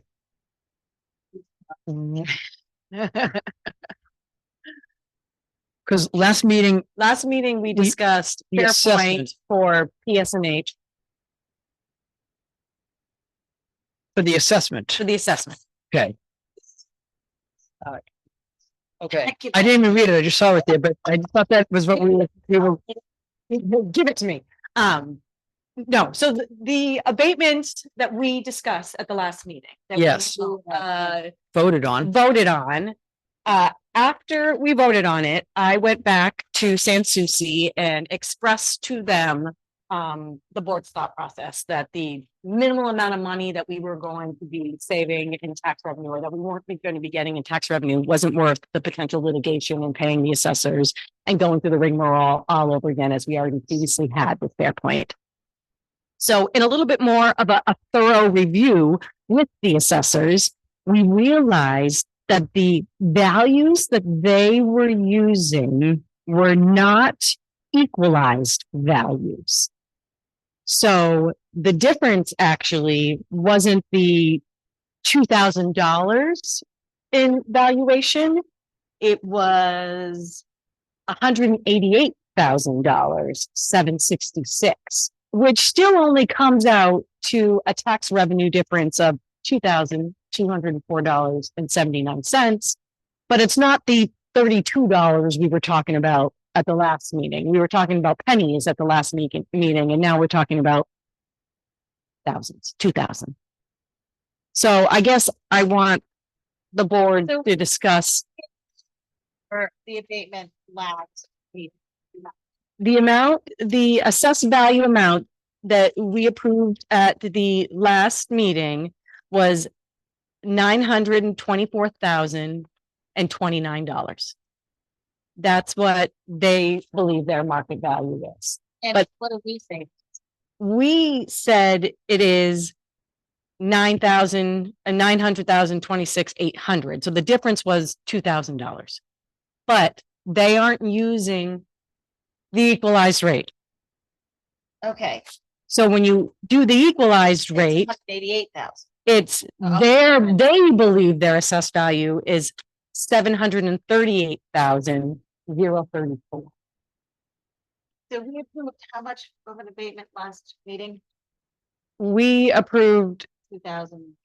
well, the value difference was $2,771.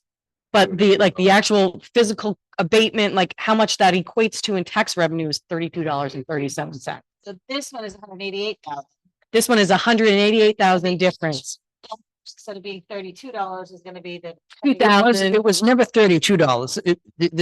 Even the minutes state that the abatement request is under $3,000, and we were talking about that $2,700. $2,700 number. That's the amount we actually have to give them, and that's for 1 year, right? That's 2023. That's 2023 So 1 year, it's $3,000, $2,700 is what we would take off their value. Now, with the equalization rate, they're asking for a reduction in value by 188,000. Right, but the taxes that we have to give them back for 2023 is $2,700. No, that's the valuation difference. So what's the money difference?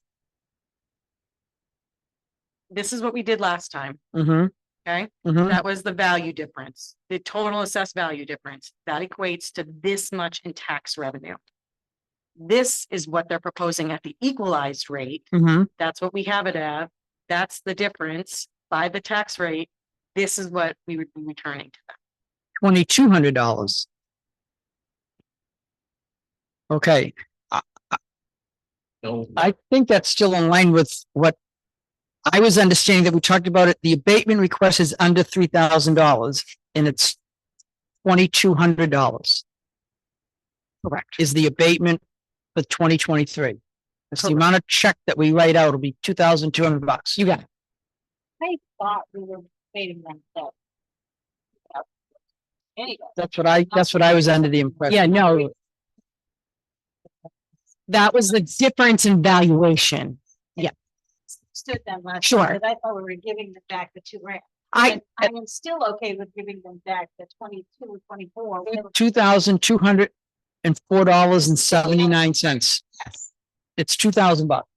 It's- Agree. We already got the bill from them, from us going with, what was it, for the mediation for Eversource last month? I mean, we spent $1,200 on that, just the mediation, Right, you know? and that was with Eversource, that doesn't go away. Right, but This is gonna be the same. it's gonna be the same exact scenario. Right. It was the equalization. We get an equalization rate every year, so that's 23s. 23. That's 23s. We haven't got our 24 yet, but it'll be even lower. Yeah. Yeah. Percent. Consequently, their value will go up beyond the 90,000. Once it's equal. Once it's reval, I should say. Once we go through the revaluation process, correct, yes, yeah. But it'll go up the same percentage as everyone else's. Correct. So it won't, 33%. Yes, right, and then we'll get another abatement. right. But, and the other one might be different, but the percentage of the taxes total collected won't change. You know, Yeah, I mean, I still think it's for the $2,000 in tax revenue, it's, I still think it's, I still think it's prudent to probably approve the abatement. I just wanted to bring it to the board because it is different than what we talked about. we talked about the last meeting. Right. I would rather spend the money cutting an abatement check than I would with attorneys and assessment fees. Yeah, and plus, if we go to mediation, one of us Mm-hmm. is gonna have to sit on that All day long. all day phone Yeah. call. Mm-hmm. I'm out. I did the last one, but either way, it's. I just wanted to correct the perception of Yeah. that being We need that. fair market value versus equalized assessment value. No, Yes. oh, well, you already, we didn't have the amount the last time, but you did motion to reduce it So by, I should still- yes. Okay, so we're good. You don't want a new motion? I don't need a new to motion. grant the abatement as presented As- was the motion. Correct. And it's the same abatement, 2,000. Yep. Same Presented thing. exact the same. It's just we were basing it off of fair market values, not. Great. We need anything signed. Nope, you already signed this one, I believe, last All right. week. But while you're on abatements, you do have, Well, you can. No, let's do this. We have a pile here. right, while you're on abatements, you have 4 other abatements that we received for the 2023 tax year. They're right there in front of you, OJ. Yeah, and I see to your left. Five, but Oh, is there 5? I thought there was let's 4. go through them. Okay.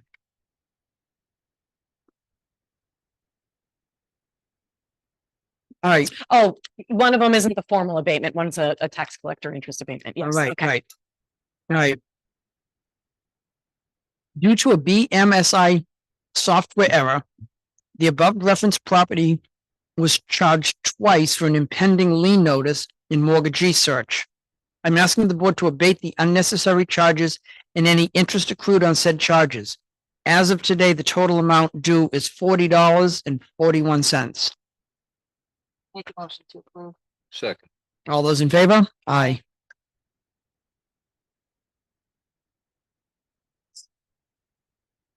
That was easy. All right.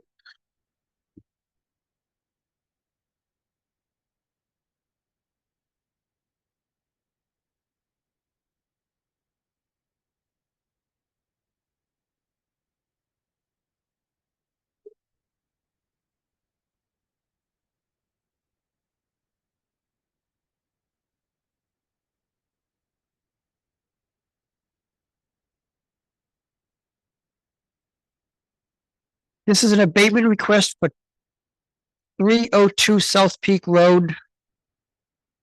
0.29 acres with an assessed value of $769,400. Taxpayer has and this comes from John Hatfield, our assessing supervisor. And his recommendation is the taxpayer has filed an application for abatement stating that the land was too high based from vacant land sales. The taxpayer must prove that their entire assessment is overvalued, not just a portion of their assessment. There are two values to land, vacant and improved. Vacant land sales are easily valued because there is only there is only the land factor. Improved land sales are a little more tricky and the market must be factored in to get an accurate assessment. All land with improved properties in the specific area are valued the same. As an example, 326 South Peak Road. An example is, 326 South Peak Road. This property is just a few lots down and is comparable in acreage and square footage. This sold in December for $2.8 million. The lot sold in 2021 for 125. One could argue that this house is a better quality than the subject, but not $1.6 million better.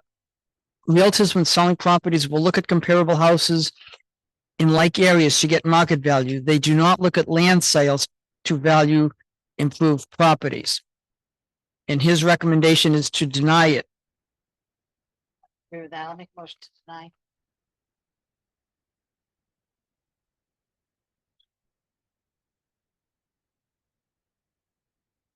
What did the homeowner write or the person seeking the abatement?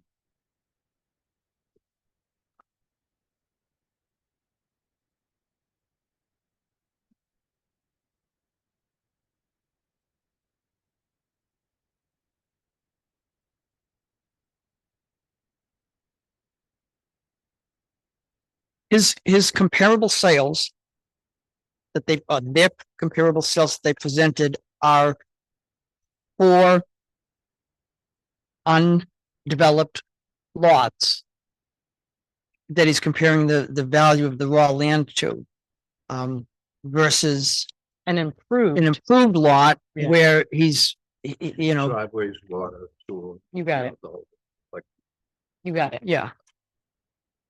So, all right, did you want to look at it? He did include like all of maps and Explanation. It makes comparable, sense to me. comparable sales. But yeah, they were vacant lots and that's a reasonable argument from our assessor.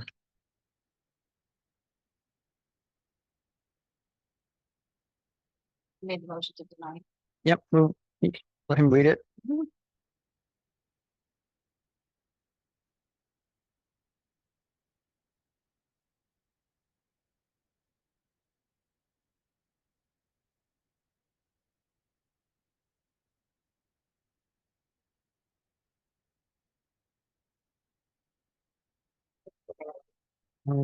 PCR, yeah.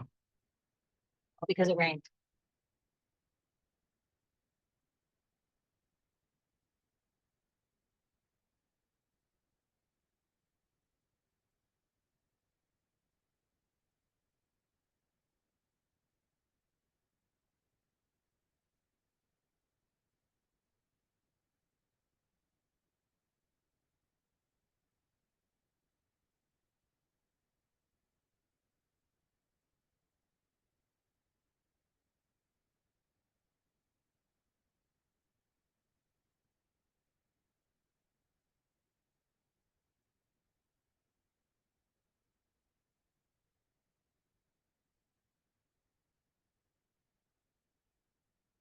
hearing landing to South Peak.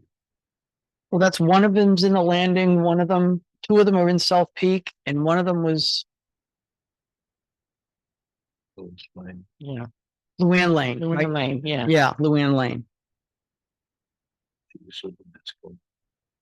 That was Lois. You were so close.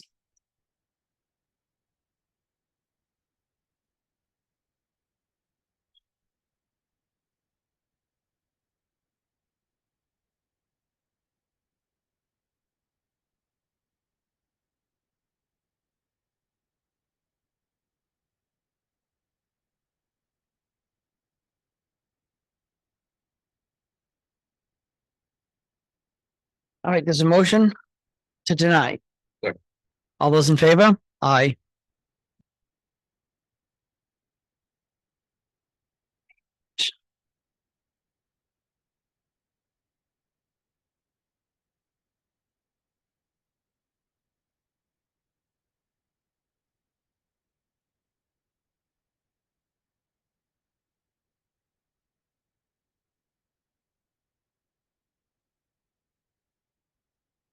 All right, the next one is 3 properties. 39 Beech Nut, 85 Beech Nut, and 7 Brookway. So that would all be Beechwood 1, I believe, 3 properties. Oh, here. The assessor's remarks, the taxpayer has filed an application for abatement. It is my recommendation that this request be denied. The equalized assessment for the subject property is $931,900. He goes on, his comparable properties are 98 Loonbrook, sold April of 24 for $1,075,000, similar size and acreage. 86 Loonbrook sold in April of 24 for 1.45 million, slightly larger in square footage and in acreage. 24 Governor's Lane sold in April of 24 for 1,775,000, similar size, similar acreage. 156 Black Mountain Road sold on July of 22 for 1.3 million, similar size, similar acreage. The applicant has provided a different set of comparables. And actually, I guess the cover letter talks about There are three properties that he but owns, they only, separated- No, those are the. oh, other two. okay. Okay. I They don't know just why did the them cover- individually, but also together. All right, so the cover letter states all 3, but this is for just the 39 Beech Nut. Thank you. So the assessed value is 586.2 based on a fair market value of 931.9 and then adjusted for the equalization ratio. That's why it's so low. But we're looking at 931.9 is what the assessors say it's worth full value. And their 4 comparables are 1,075,000, 1,450,000, 1,775,000, and 1,003,000. No. It has a house on it. Yep. Yep. So what is their recommendation? Their recommendation is to deny the appeal, abatement, deny the abatement. Who would make a motion to deny? A motion to deny? Second, all those in favor? Aye.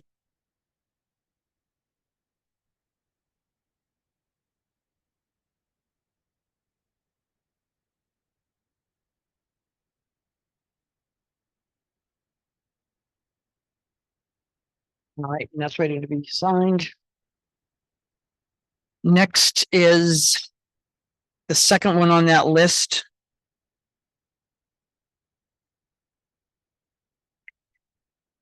And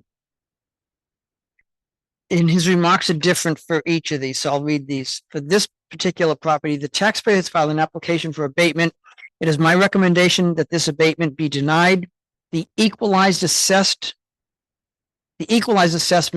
is $2,622,700. Subject has 4,268 square feet of living space and that's 1,797 square feet of finished basement, totaling 6,065 square feet of living area. Comparable sales at 326 South Peak Road sold for $2,808,000 with 2,800 square feet built in 2022 and a smaller lot. 127 Black Mountain Road sold for $2.9 million in March of 24. 5,400 square feet of living space and built in 2007. 20 Yellow Brick Circle sold for $2.75 million on May of 2022 and has 5,358 square feet and was built in 2008. So the assessed value is $1,649,700 based on a fair market value equalized assessment of $2,775,000 $622,700. So he recommends that we deny it. Yeah, let's see what's.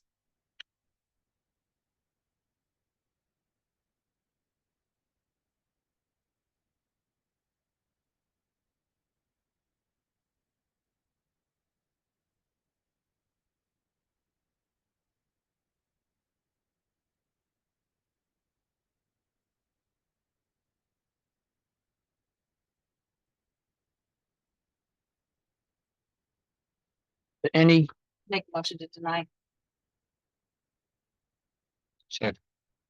all those in favor? Aye. Aye. You voting? Oh, okay, all right, didn't hear you. All right, there's that one. There's that one for you.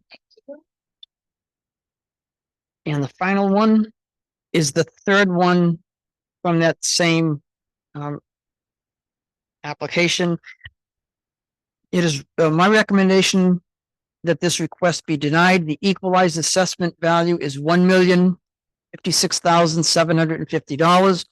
Most comparable is next door, 84 Beechnut Drive. This sold on April of 2022 for $898,000 with $53,000 of concessions for drainage issues. It is approximately 700 square feet larger and similar in acreage. The subject was built in 2001. 84 Beechnut was built in 1969 and is an octagon house. In 2022, the ratio was 73.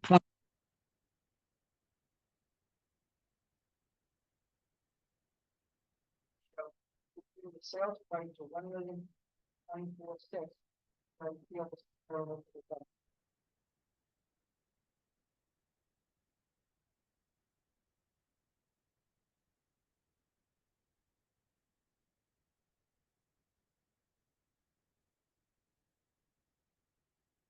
I'm just looking at what his comparables were. And again, he used something on Luann Lane as a comparable.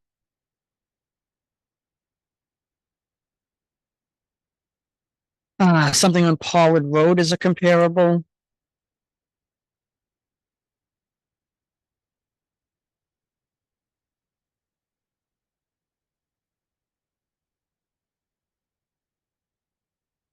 And something in Clarebrook as a comparable. And again, his is in Beechwood 1. And one in Coolidge Falls.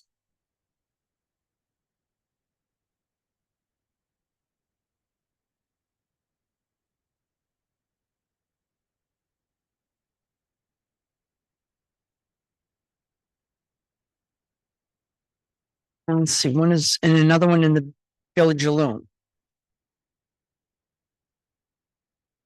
So none of his comparables are in Beechwood, and the assessors main comparable is right next door on 84 Beechnut. So. All those in favor? Aye.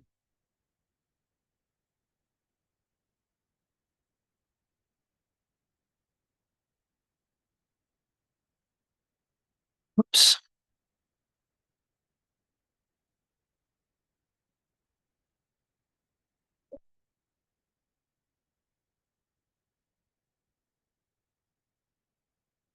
While we're doing this, we have the recommittal warrant for the unredeemed taxes. This is from us addressed to the tax collector, Christine Klepser. In the name of said state of New Hampshire, you are directed to collect payments and redemption for the tax lien executed on May 5th, 2022. In the list herewith committed to you, said unredeemed accounts amounting in all to the sum of $35,809.22, with interest thereon at the rate of 14% per annum from May 5th, 2022 on all sums not paid on or before that day. Further, we order you to pay all monies collected to the treasurer of the town of Lincoln at least on a weekly basis when receipts exceed $1,500, or more often when directed by the Commissioner of Revenue Administration. Given under our hands and seal at Lincoln, New Hampshire, this first day of July 2024. And I'll make that as a motion. Second. All those in favor? Aye. And I was mentioning to Karina beforehand, we have $1 billion in assessed value. And our uncollected taxes, again, this dates back from 2022. There's, more, but this is what has reached the limit of $35,000. That is, Wow. Still, when you look at those, $1,000 apiece. when you look at those dollar amounts, that's impressive. Oh, very impressive. Yeah. Impressive. Yeah, Very impressive. love it.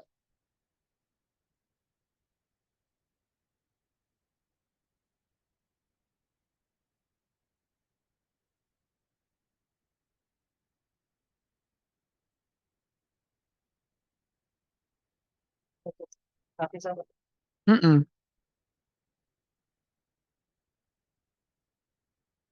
Oh, that was for the tax year. That was for the uncollected amount as of May 5th, 2022. We have that same thing. All of the same words, except for this is May 4th, 2023. So it's Did we collect any money? this amount is $60,000, $60,362.23 with interest of 14% from May 4th, 2023 on all stock paid on or before that day. Again, instructing her to collect that, make the deposits that exceed $1,500, or when directed by the Commissioner of Revenue Administration, given under our hands and seal this first day of July in 2024. I'll make that as a motion. Second that. So just put them aside, so additional properties added to the 33,000 plus some interest. The collection date was from 2022. This is the collection date of 2023. Right. So So- roughly $30,000 was added on. Yeah. To the there's uncollected additional balance. properties that needs to be collected. Could be the same Taxes. properties. that It have could be the been same paid. property. Yeah, exactly. Just a different tax year. Different tax year. So you're saying that the value of those properties went up, so therefore the new. No, we're saying that essentially they didn't pay their 22s and they didn't pay their 23s either. So that's why the number went up. Okay, all right, so it's the same, just added on. Right. Right. Okay, I thought that. It could be the same properties. It could be a couple new ones scattered in. It could Okay. be some old ones, but essentially it's they didn't pay in 2020. Who didn't pay in 2022 and who didn't pay in 2023? Yeah. All right, and now we have the same.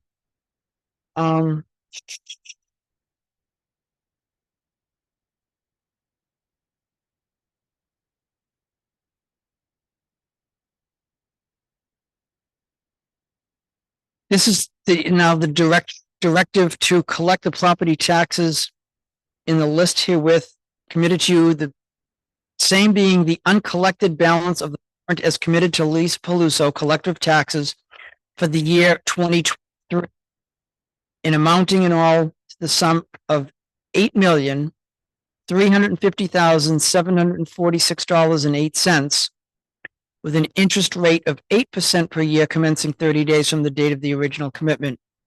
And again, depositing receipts of $1,500 or more, or as directed by the Commissioner of Revenue Administration, given this first day of July 2024. And that's essentially just what was committed to Lisa is now being committed to Christine. Okay, as the collector of taxes, Right. the new collector of taxes. Correct. And that is my motion. Second. All those in favor? Aye. Money's rolling in.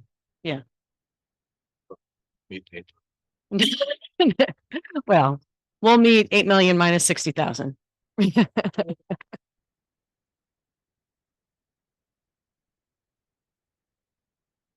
All right, and one more tax related thing. Let's just Get it off. Yep.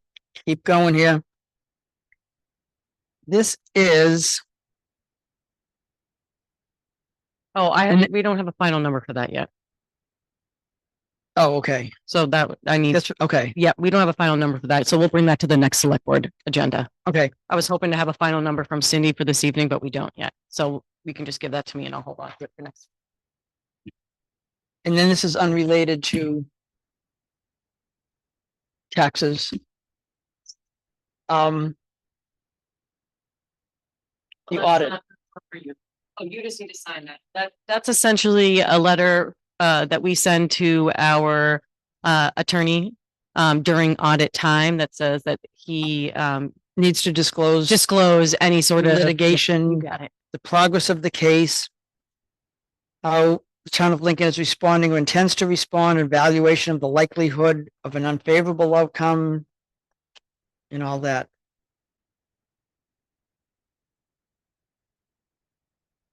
So this is just a request. There's nothing we need to vote. It's just No, it's requesting essentially just information from requesting Jason. information from Jason. All right. Let's get back to town manager's report. Okay, so Route 3 water main replacement. We had a bid opening for Route 3 water main this past week, last Thursday. We had 4 bidders.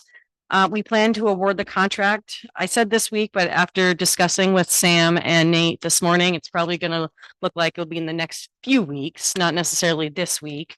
We kind of did an apples to apples comparison and reviewing the bids and after a discussion with Nate and Sam Kenny, we're gonna do some reference checks on some of these contractors that some of their most current jobs and where they stand. And then we will come back with a recommendation to award hopefully by the next meeting. That give you enough time? Yeah, I think so. We pretty much have it narrowed down, obviously, between a few. We just want to do our due diligence and reach out to, you know, people that they're currently working for or have recently worked for to make sure that there weren't any hiccups. I will say that Sam said that all of these bidders have good reputations. They're all well known within the industry. He thinks any of them can do the job easily. You know, we had expressed some concerns about not necessarily just wanting to pull the trigger on the lowest bidder, and he totally understands that.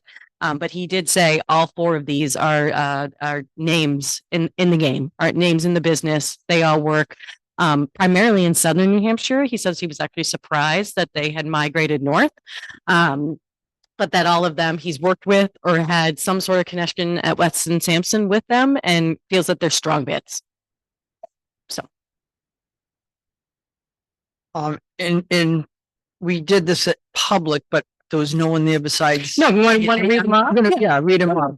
So the 4 bids were SUR Construction bid 2,468,775. Tatro Construction bid 2,222,089. Granis, I think you're right, Granis and Sons bid 2,221,188.50. So those 2 bids are $1,000, not even $1,000 apart. Right. Like, so we'll call them identical. And then DeFelice is 2,171,115, which would be the lowest by about 50 grand.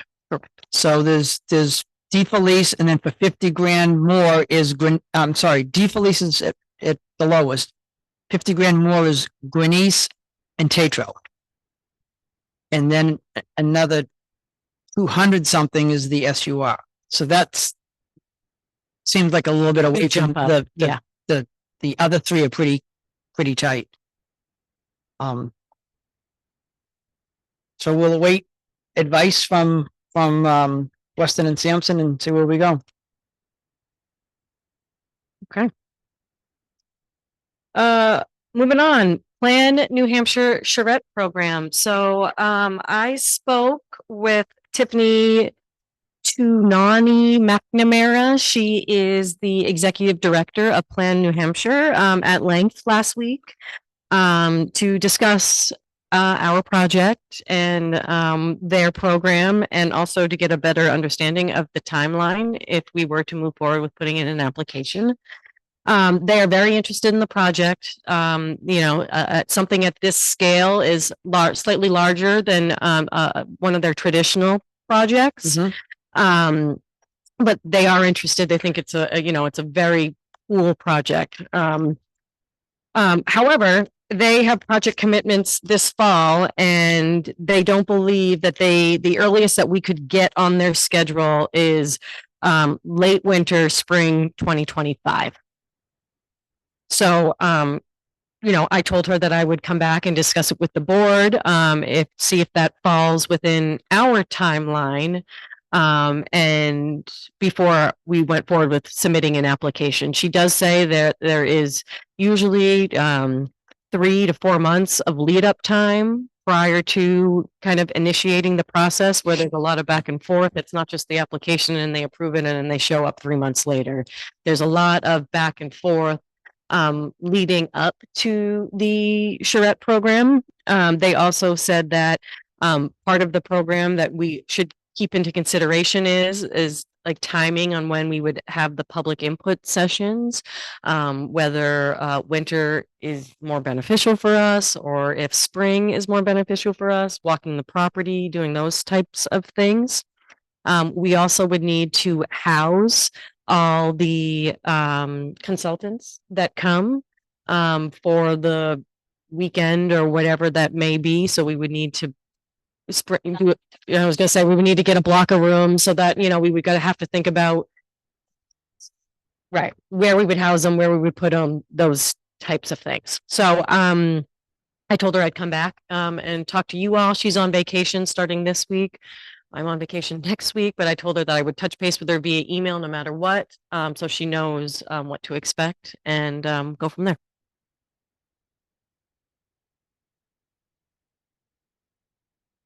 I think it's something we need to do, and if we wait till spring, we have to wait till spring, but I don't think we should not do it because of that timeline. And the reason I say spring is because it's gonna be easier to get a block of rooms in the spring than it is going to be ski season. It could be March, even.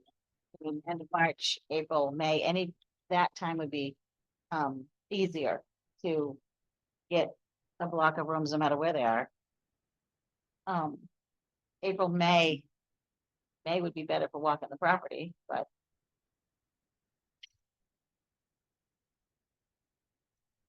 Me, not that thrilled about this process anyways. It's just gonna delay it. Come June, we got 200 grand, we gotta pay up front. The bond. And, there's no guarantee. I mean, like you said, she sounds excited, but there's no guarantee that they would even do this. It's just my opinion.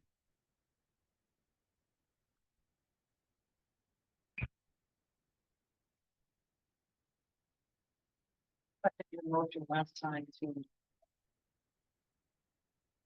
bypass this in the fall. Because I thought it was a good step to get people involved. I agree with you this time that I think it's waiting. I think we have several open input sessions. I think we've heard a lot.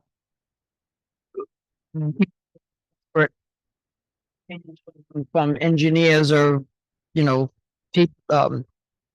land planners on this that could come, but I think that we could get a request for proposals put together based on our thoughts and what we've heard so far at input sessions, get some proposals from developers, and then bring those to the public and get input on those. I think putting this off and going to town meeting next year in April and telling people that we've spent $150,000 of money in interest holding this land and doing nothing with it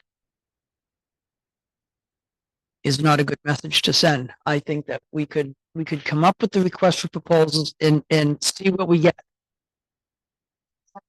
Bring it to the public. And the general message we get is no, this isn't what we want. We can always either go back and refine the request that we put out, the guidelines that we put out. We can make that decision there, but to not even go out with a request for proposals and spend $150,000 in interest, I'm not gonna support that. So I think we should move forward with coming up with kind of the goals and outline that we want to include in a request for proposals, and then put that together. Bring session to make sure that public support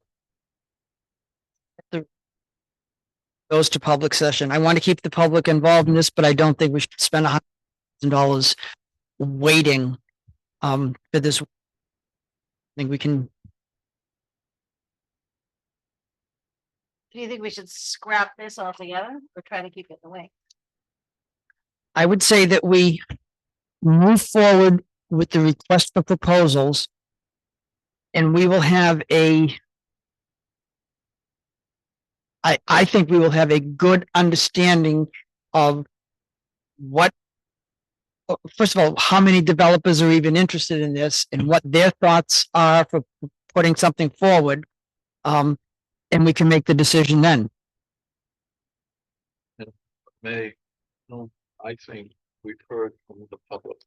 I think we have a general sense of what people want in town. And I think that we as a board can refine it in this RFP. And again, we're not committal. If we get one proposal, if we get 10 proposals, we don't have to, agree to sign anything. But like OJ said, I think keep it an open process, let the public have input to it, and go from there. What I don't want to see, like OJ said, is us paying bond money and doing nothing. It's the money sitting there. We got, $4 million, and we're paying 200,000 and 200,000. Yeah. We are, and I'm assuming, but Rough numbers, 150 of its interest. no, $200,000 of interest.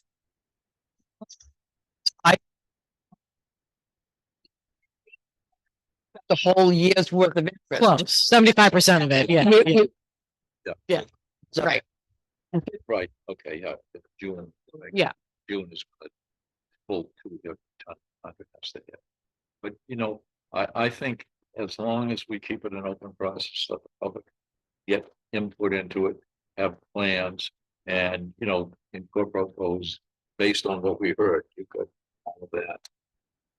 And see what we get from developers and put a number. I'd like to see a number of, that we would be selling this property, the value of X, which would recoup every penny that we put into this, whether that be bond counsel, whether that be attorney's fees, the $4 million that we borrowed. So then the town comes out of it with what the public wants, and the town comes out of it financially, even.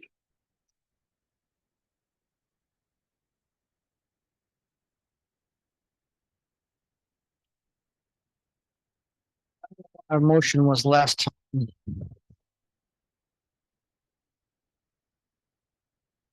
I think your motion was to have me reach out. Created. No, to reach out to Plan New Hampshire. It was to go through the Plan New Hampshire grant process first.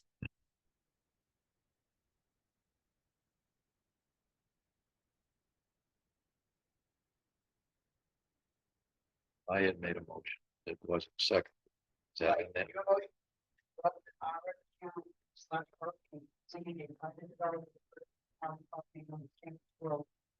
Restrictions. The gate restrictions on the property, but I was totally with the town.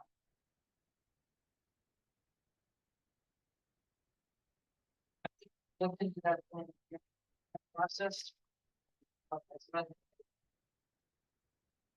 Seems like sessions we've had, then I see two, reviewing the RFQ goes out. And then reviewing the application. Response.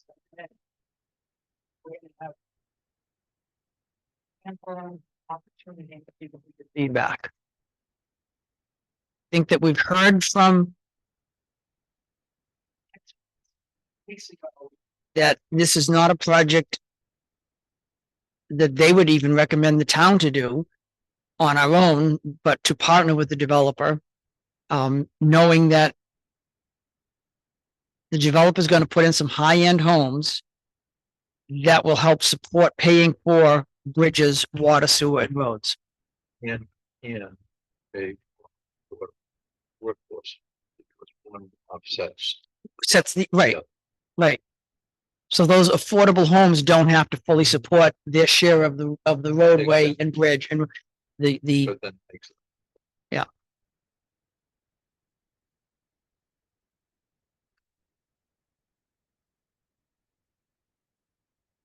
You're not in favor of moving forward. You know how I feel. I- I'd love the town to own that land forever and never sell it. And only have locals build houses there occasionally if that need be. And if we need to bond to put in a bridge, we need to bond to put in a bridge. That's how I feel. All right, well, Will never, ever, ever in this town will any of our descendants for the next 9 million years have any opportunity to ever own a piece of land like that again, ever. And I don't. I just throw it away to any developer anywhere for any amount of money. It's wrong. There's nothing you can say that will change my. okay, and I respect that. I understand where you're coming from. I think that partnering with the developer will get us more houses or more units, condos, apartments, whatever, more units more quickly than doing it that way and at less risk. You know, I think if the town went forward in doing this, the number of units would be less.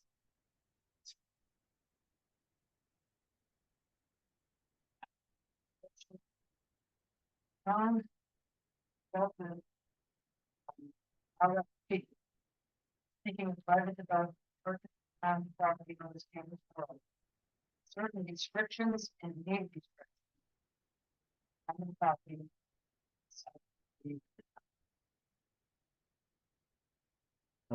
I'll second that, the amendment to include the word easements. Because remember, we talked about an easement would be snowmobile, yeah. Rephrase that to, known as campus road with certain restrictions and easements. Deed restrictions. Eliminating.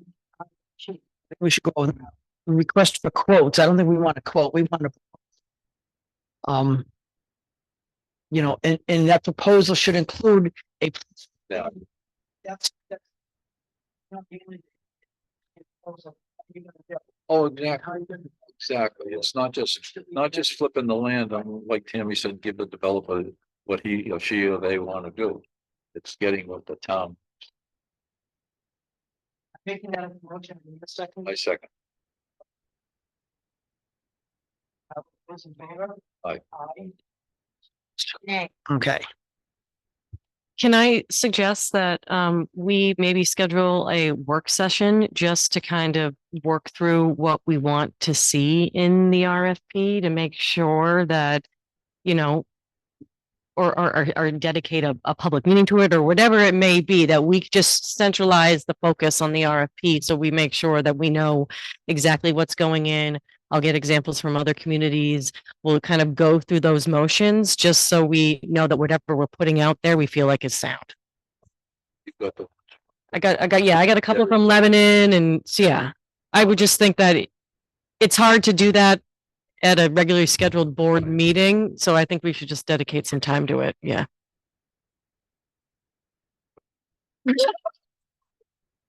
I know, I know. Yeah. Sees the dump so close. So. Right. I'd like a suggestion. Sure, yes. Individual.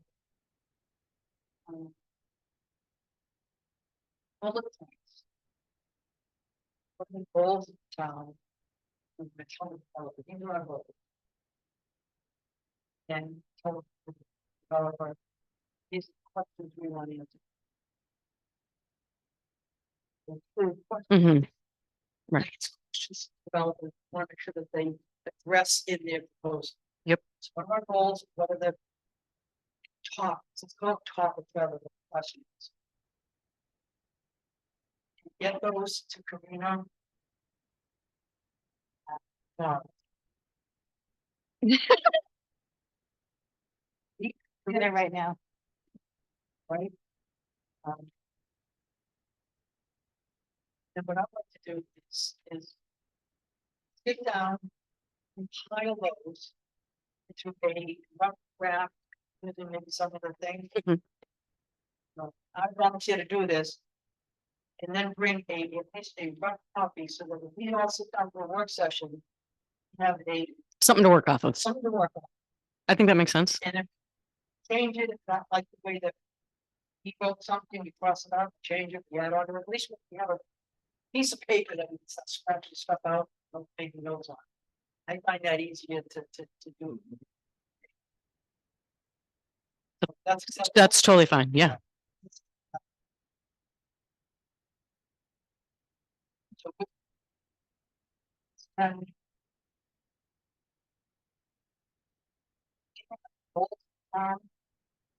the questions and topics to be covered in any other.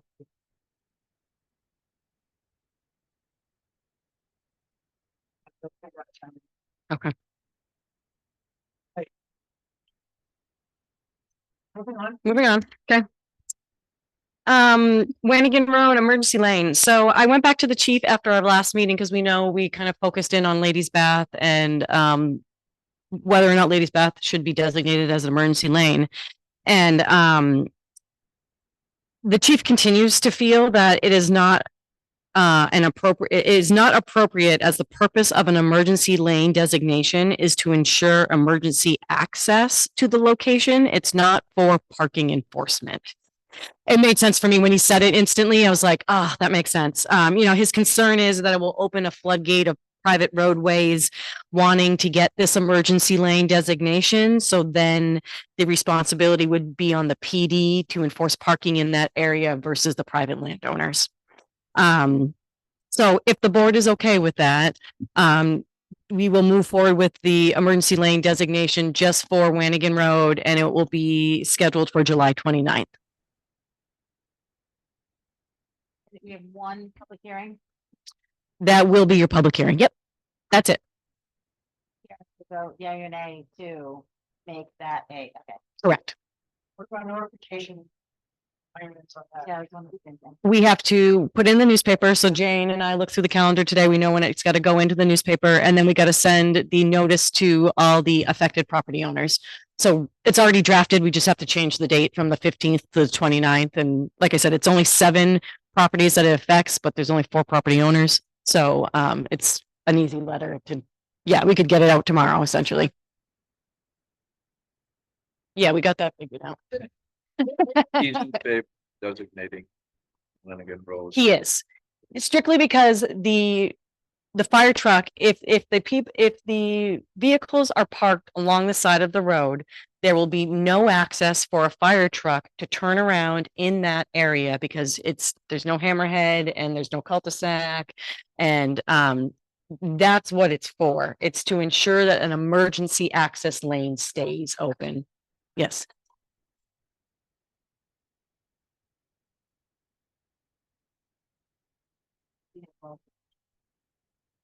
Why should that private association not be required to vote? I don't know what happened during the time of the subdivision approval. I don't know. I mean, that would have happened during subdivision approval. Yeah. Look, it can be a discussion for the hearing, but we don't need to get into that now. There is. Down the bottom at Lanigan? Why are we even, like, because up in the, oh, in the hammerhead? In the Hammerhead. Oh, is, okay. Mr. Rocco, your area. Okay, got it. I don't know if it goes to the extent. I'll have to drive down there and look. Okay. No, that's okay. We can wait for. I think it's exactly. I'll take it right down. We can make it for the hearing. I'm just, I won't be sure. For the cross-country trails. Right. Okay.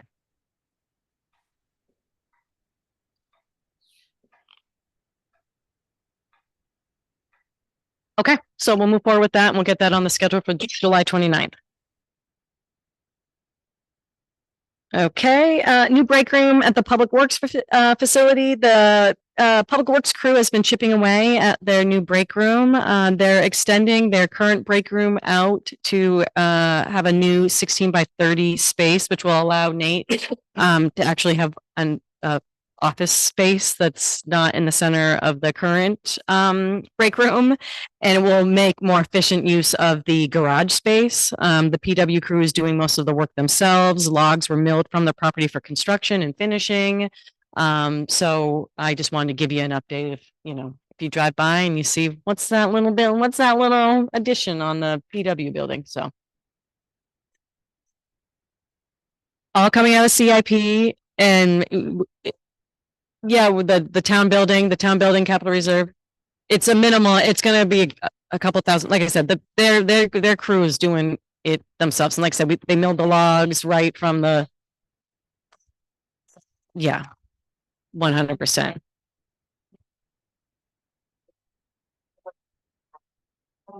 Mm-hmm. Sonic pillars. But they can take the roof line and bring it down. And then put those down and just have. The batteries must be getting weak. No, let's get back to my chair. Thank you. Here, that's all. They've also put in, columns of concrete in the ground in anticipation of extending the roof out, putting pillars down and then having this covered area. I don't know who's speaking. of equipment for the Sorry to intrude, but I don't know who's speaking, but I can't hear a word you're saying. right up, can you hear me? Yeah. Nope, I can barely mix every other word, so. I How can about hear now? I can hear Karina very well, so How about now? I can hear you well now, OJ. Okay. I'm talking through Tammy, so my battery must have wore out.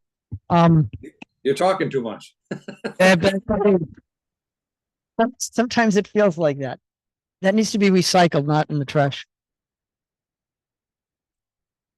So in addition to the break room area, they've poured a few columns of concrete in the ground where they're gonna eventually put posts down, extend the roof along the same roof slope out to those posts and just create some covered area where they could either put equipment or park a vehicle, et cetera, just to keep rain and snow off of it. So it'll be an outdoor workspace, storage space. So anyway, I just wanted to add that. Yep. Go ahead. Awesome. From the last meeting, Jack, you mentioned the House Bill 1002 regarding the right to know request fees. The bill introduced a new paragraph permitting public bodies to charge up to a dollar per electronic communication request for over 250 communications. Although this sounds great, I do not believe we'll be able to recoup much revenue, as attachments to electronic communications shall be considered a single part of a communication. Emails and responses under a single subject line are going to be considered a single correspondence. Text or chat messages regarding the same topic are considered a single communication. So it would be thousands and thousands of documents or communications or whatnot before we could actually even charge a dollar for it. So although it sounds great in theory, it may save us from some of these mass right to know requests that are asking for everything under the sun, the crazy stuff. but unfortunately, it's not going to help us on a day-to-day basis. So, but I did want to look into that for you. Thank You're welcome. I do have a couple things that aren't on my TM report that have come up that I just wanted to brief you on real quick too. We did look into the iced tea funds. We tried our hardest to try to figure out how we got to where we are and the motorized and the not motorized. I mean, and that's going back, as we had said, into the early 90s. And we're having a hard time finding the grant documents and stuff like that. So we'll keep trying. We found a couple things that reference it, but nothing that specifies non-motorized versus motorized or anything like that. So we are looking. I'll thank Jane for kind of going down a rabbit hole, but we haven't found anything, I guess, of, that would change any sort of designation on that, on those Great. trails right now. Thank you for I that. should bring in correspondence. I don't know if I gave you, if I did give you a copy, but I received, like, somebody with a disability asked me about using an e-bike on Mhm. the trails. And the Forest Service in Hampton, exit 27, gave me a written email report that said, No, they right. cannot use e-bikes as an assist, even for somebody with a disability. So I said, because I brought up ADA requirements, of reasonable accommodation and what have you. They said absolutely not. So I thought e-bikes, there's different classes of e-bikes. Yes. But whatever the base level is not considered a motorized vehicle on bike trails and things like that. Now, like I know Kingdom Trails, they allow none, but that's a private system that if you allow bicycles on a bike path, that you're supposed to allow the I forget it's class 1 or class 3, whatever the lowest is, e-bike. Is that not true? Bring it in. I don't know. He said like no e-bikes. That's what he said. And maybe on federal land, it's different than Yeah, on it's- private land, In the national forest, cross-country trail stuff. Yeah. Oh, so, okay. But we'll continue to look, but like I said, we haven't found much. I'd be interested in that. Another thing, just because we recently signed this as well, I think it was at the last meeting for our payment in lieu of taxes from the Forest Service for the federal and state lands. For 2024, we've just been notified that we are going to get 248,363. So 22. for 24. Oh, for 24.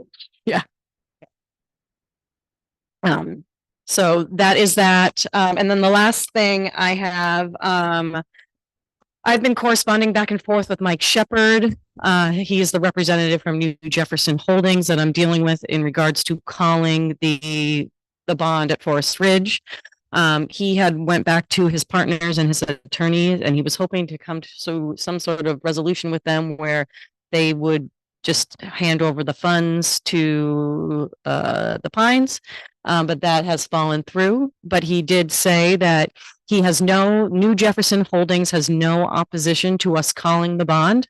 And so he gave me the contact information and the bond number to the insurance company, and I initiated a claim this morning. So Good for you. I don't know what that process looks like, how long the timeline is, but I'm hoping that they'll get back to me within the next couple of days or so. They said that they'll probably reach out to get more information. I might have to gather some stuff for them.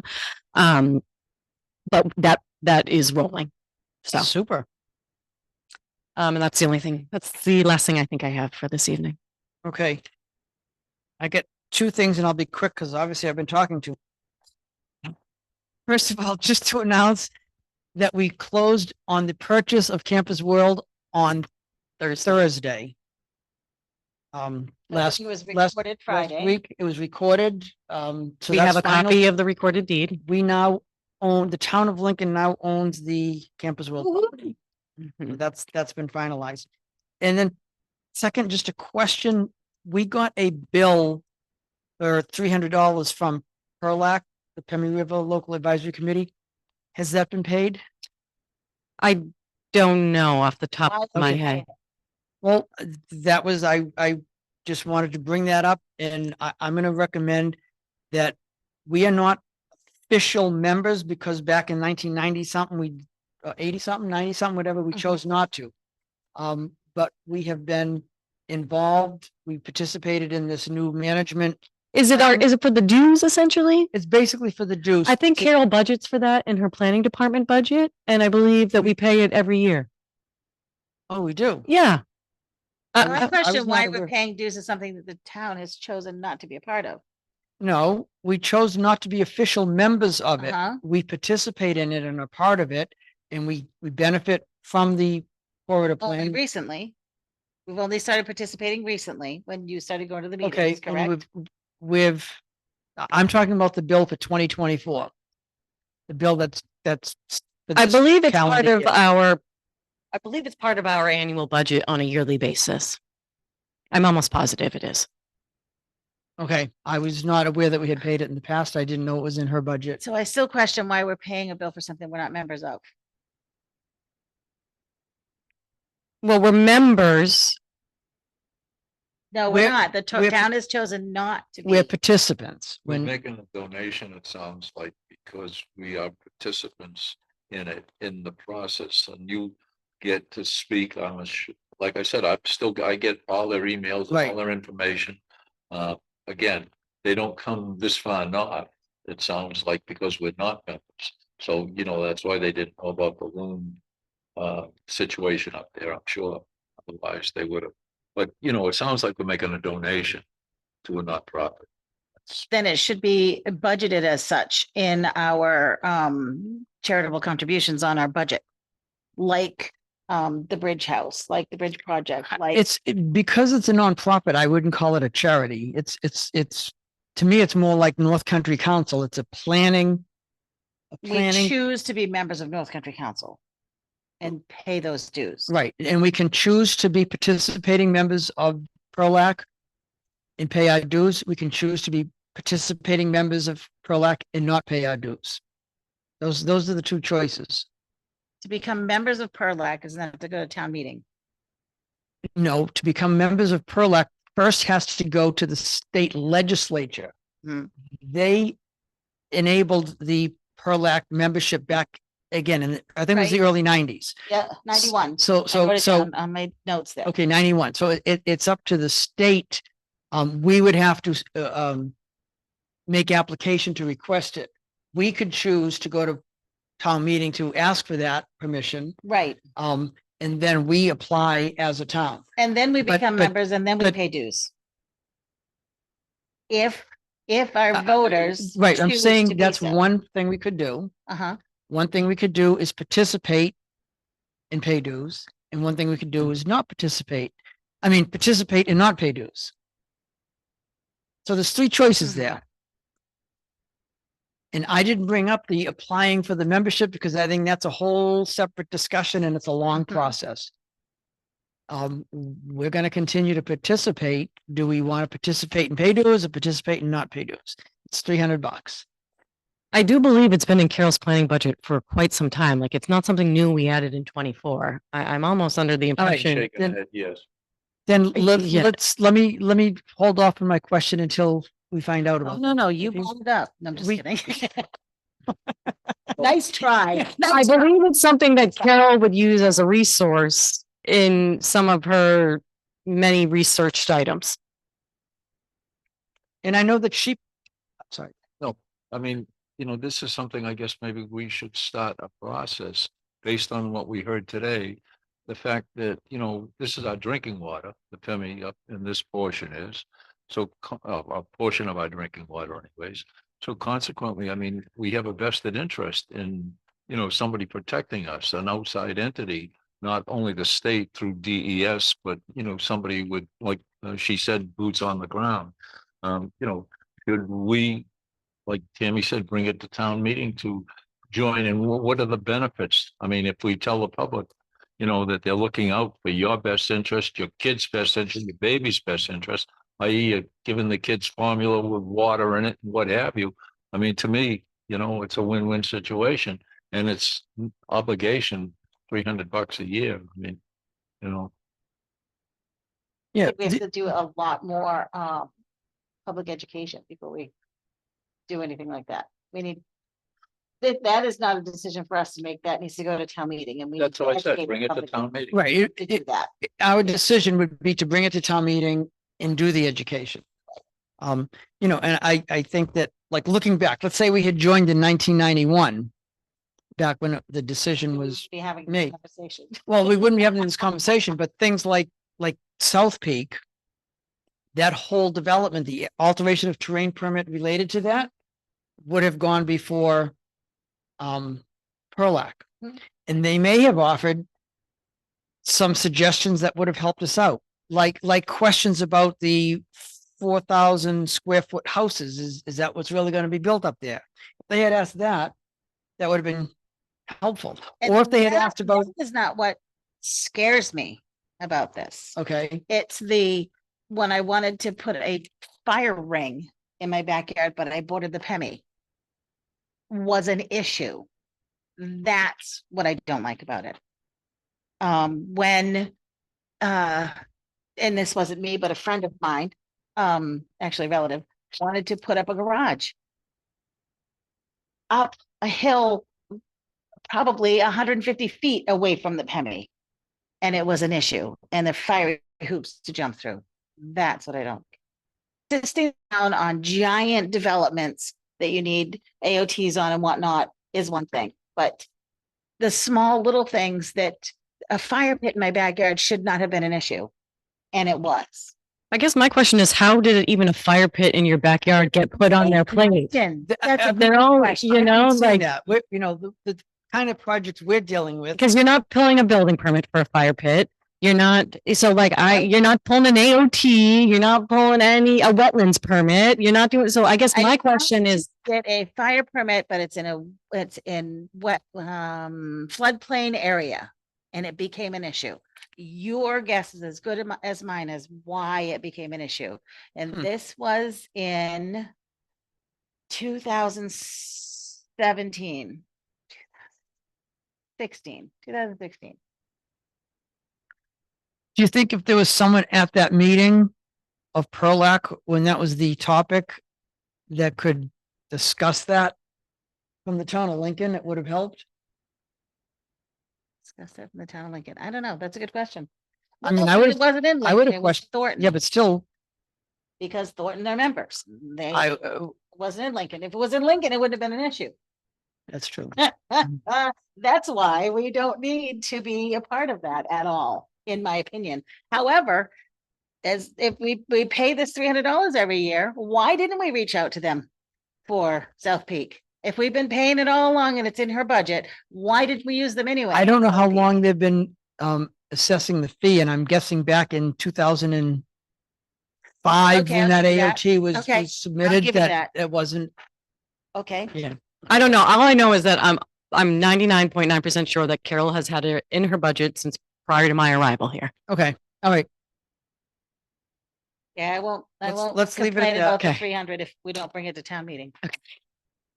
Do you have anything? No, you covered it. I was gonna talk about Campers World, but thank you. I have one thing. What's going on in the front of the senior center? I know they were putting in a new walkway and some stairs. Now it's like the whole front is dug up. That's what This- they're doing.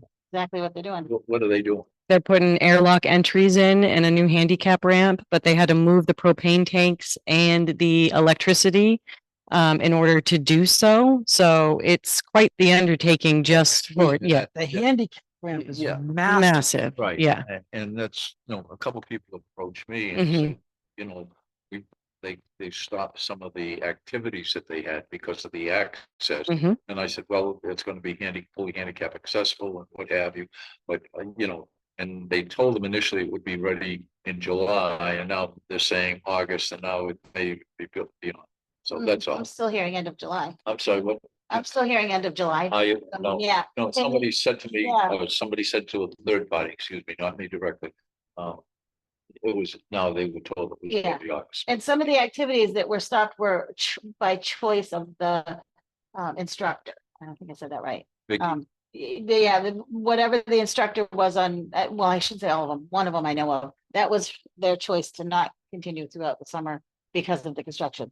There is adequate access to the community center, like through the senior center on that side, is actually fairly easy access over there. It's the childcare center that has to go through a locked gate because of regulations and whatnot. But the new ramp is gonna start in the center Yeah. and then go to Right, the yeah. yeah. And it's gonna be ADA compliant. The one at the childcare center was not even close. ADA wasn't even, yeah. And the airlock entries are gonna be a huge improvement. And because it's technically a school, it's a requirement now anyway. So, and I did have one more thing. Now they say that. Too bad. Hello. I could take you. Go ahead. The school board meeting last Wednesday, because Judith McGann is retired. Her last day was last Friday, July 1st, so she was done the end of the month, or Thursday. And the school board voted to promote the special education director, but they don't call her that. It's the director of pupil services to be the new superintendent. And that's Dr. Mary Steady is now Linwood's new superintendent of schools. So I just wanted to. Cool. Same contact info number, etc. Except it's a different person. Okay. That's it. Do we have anything in non-public? We have one thing, a legal update in non-public. Okay. Wayne? Oh, did Wayne, do you have anything, anything? Public participation? What Any about- other public participation? Paul or iPhone? Go ahead, Yeah. Paul. Go ahead. This weekend being 4th of July weekend, I think would be a great time to have some extra police officers out looking to see how many people are stopping or not stopping at these crosswalks. My wife and her dog have had near collisions with several people who are not stopping at all. If I would appreciate it if you could talk to the police chief and say, hey, look, this would be a great weekend to do this. Because I've watched people push those buttons and try to walk across and nobody stops. I walk across with my wife, nobody stops. I'm sure there are people that stop here and there, but it's not working as intended. Maybe just having some police officers there would do it. I mean, they truly are not working as designed. And I 1000% agree with you. And I don't think it's the lights per se. It's the fact that they're not lined. That out of towners have no idea that there's a crosswalk there and what those lights mean until after they've gone by and they go, oh, shoot. And I can honestly say I've done the same thing.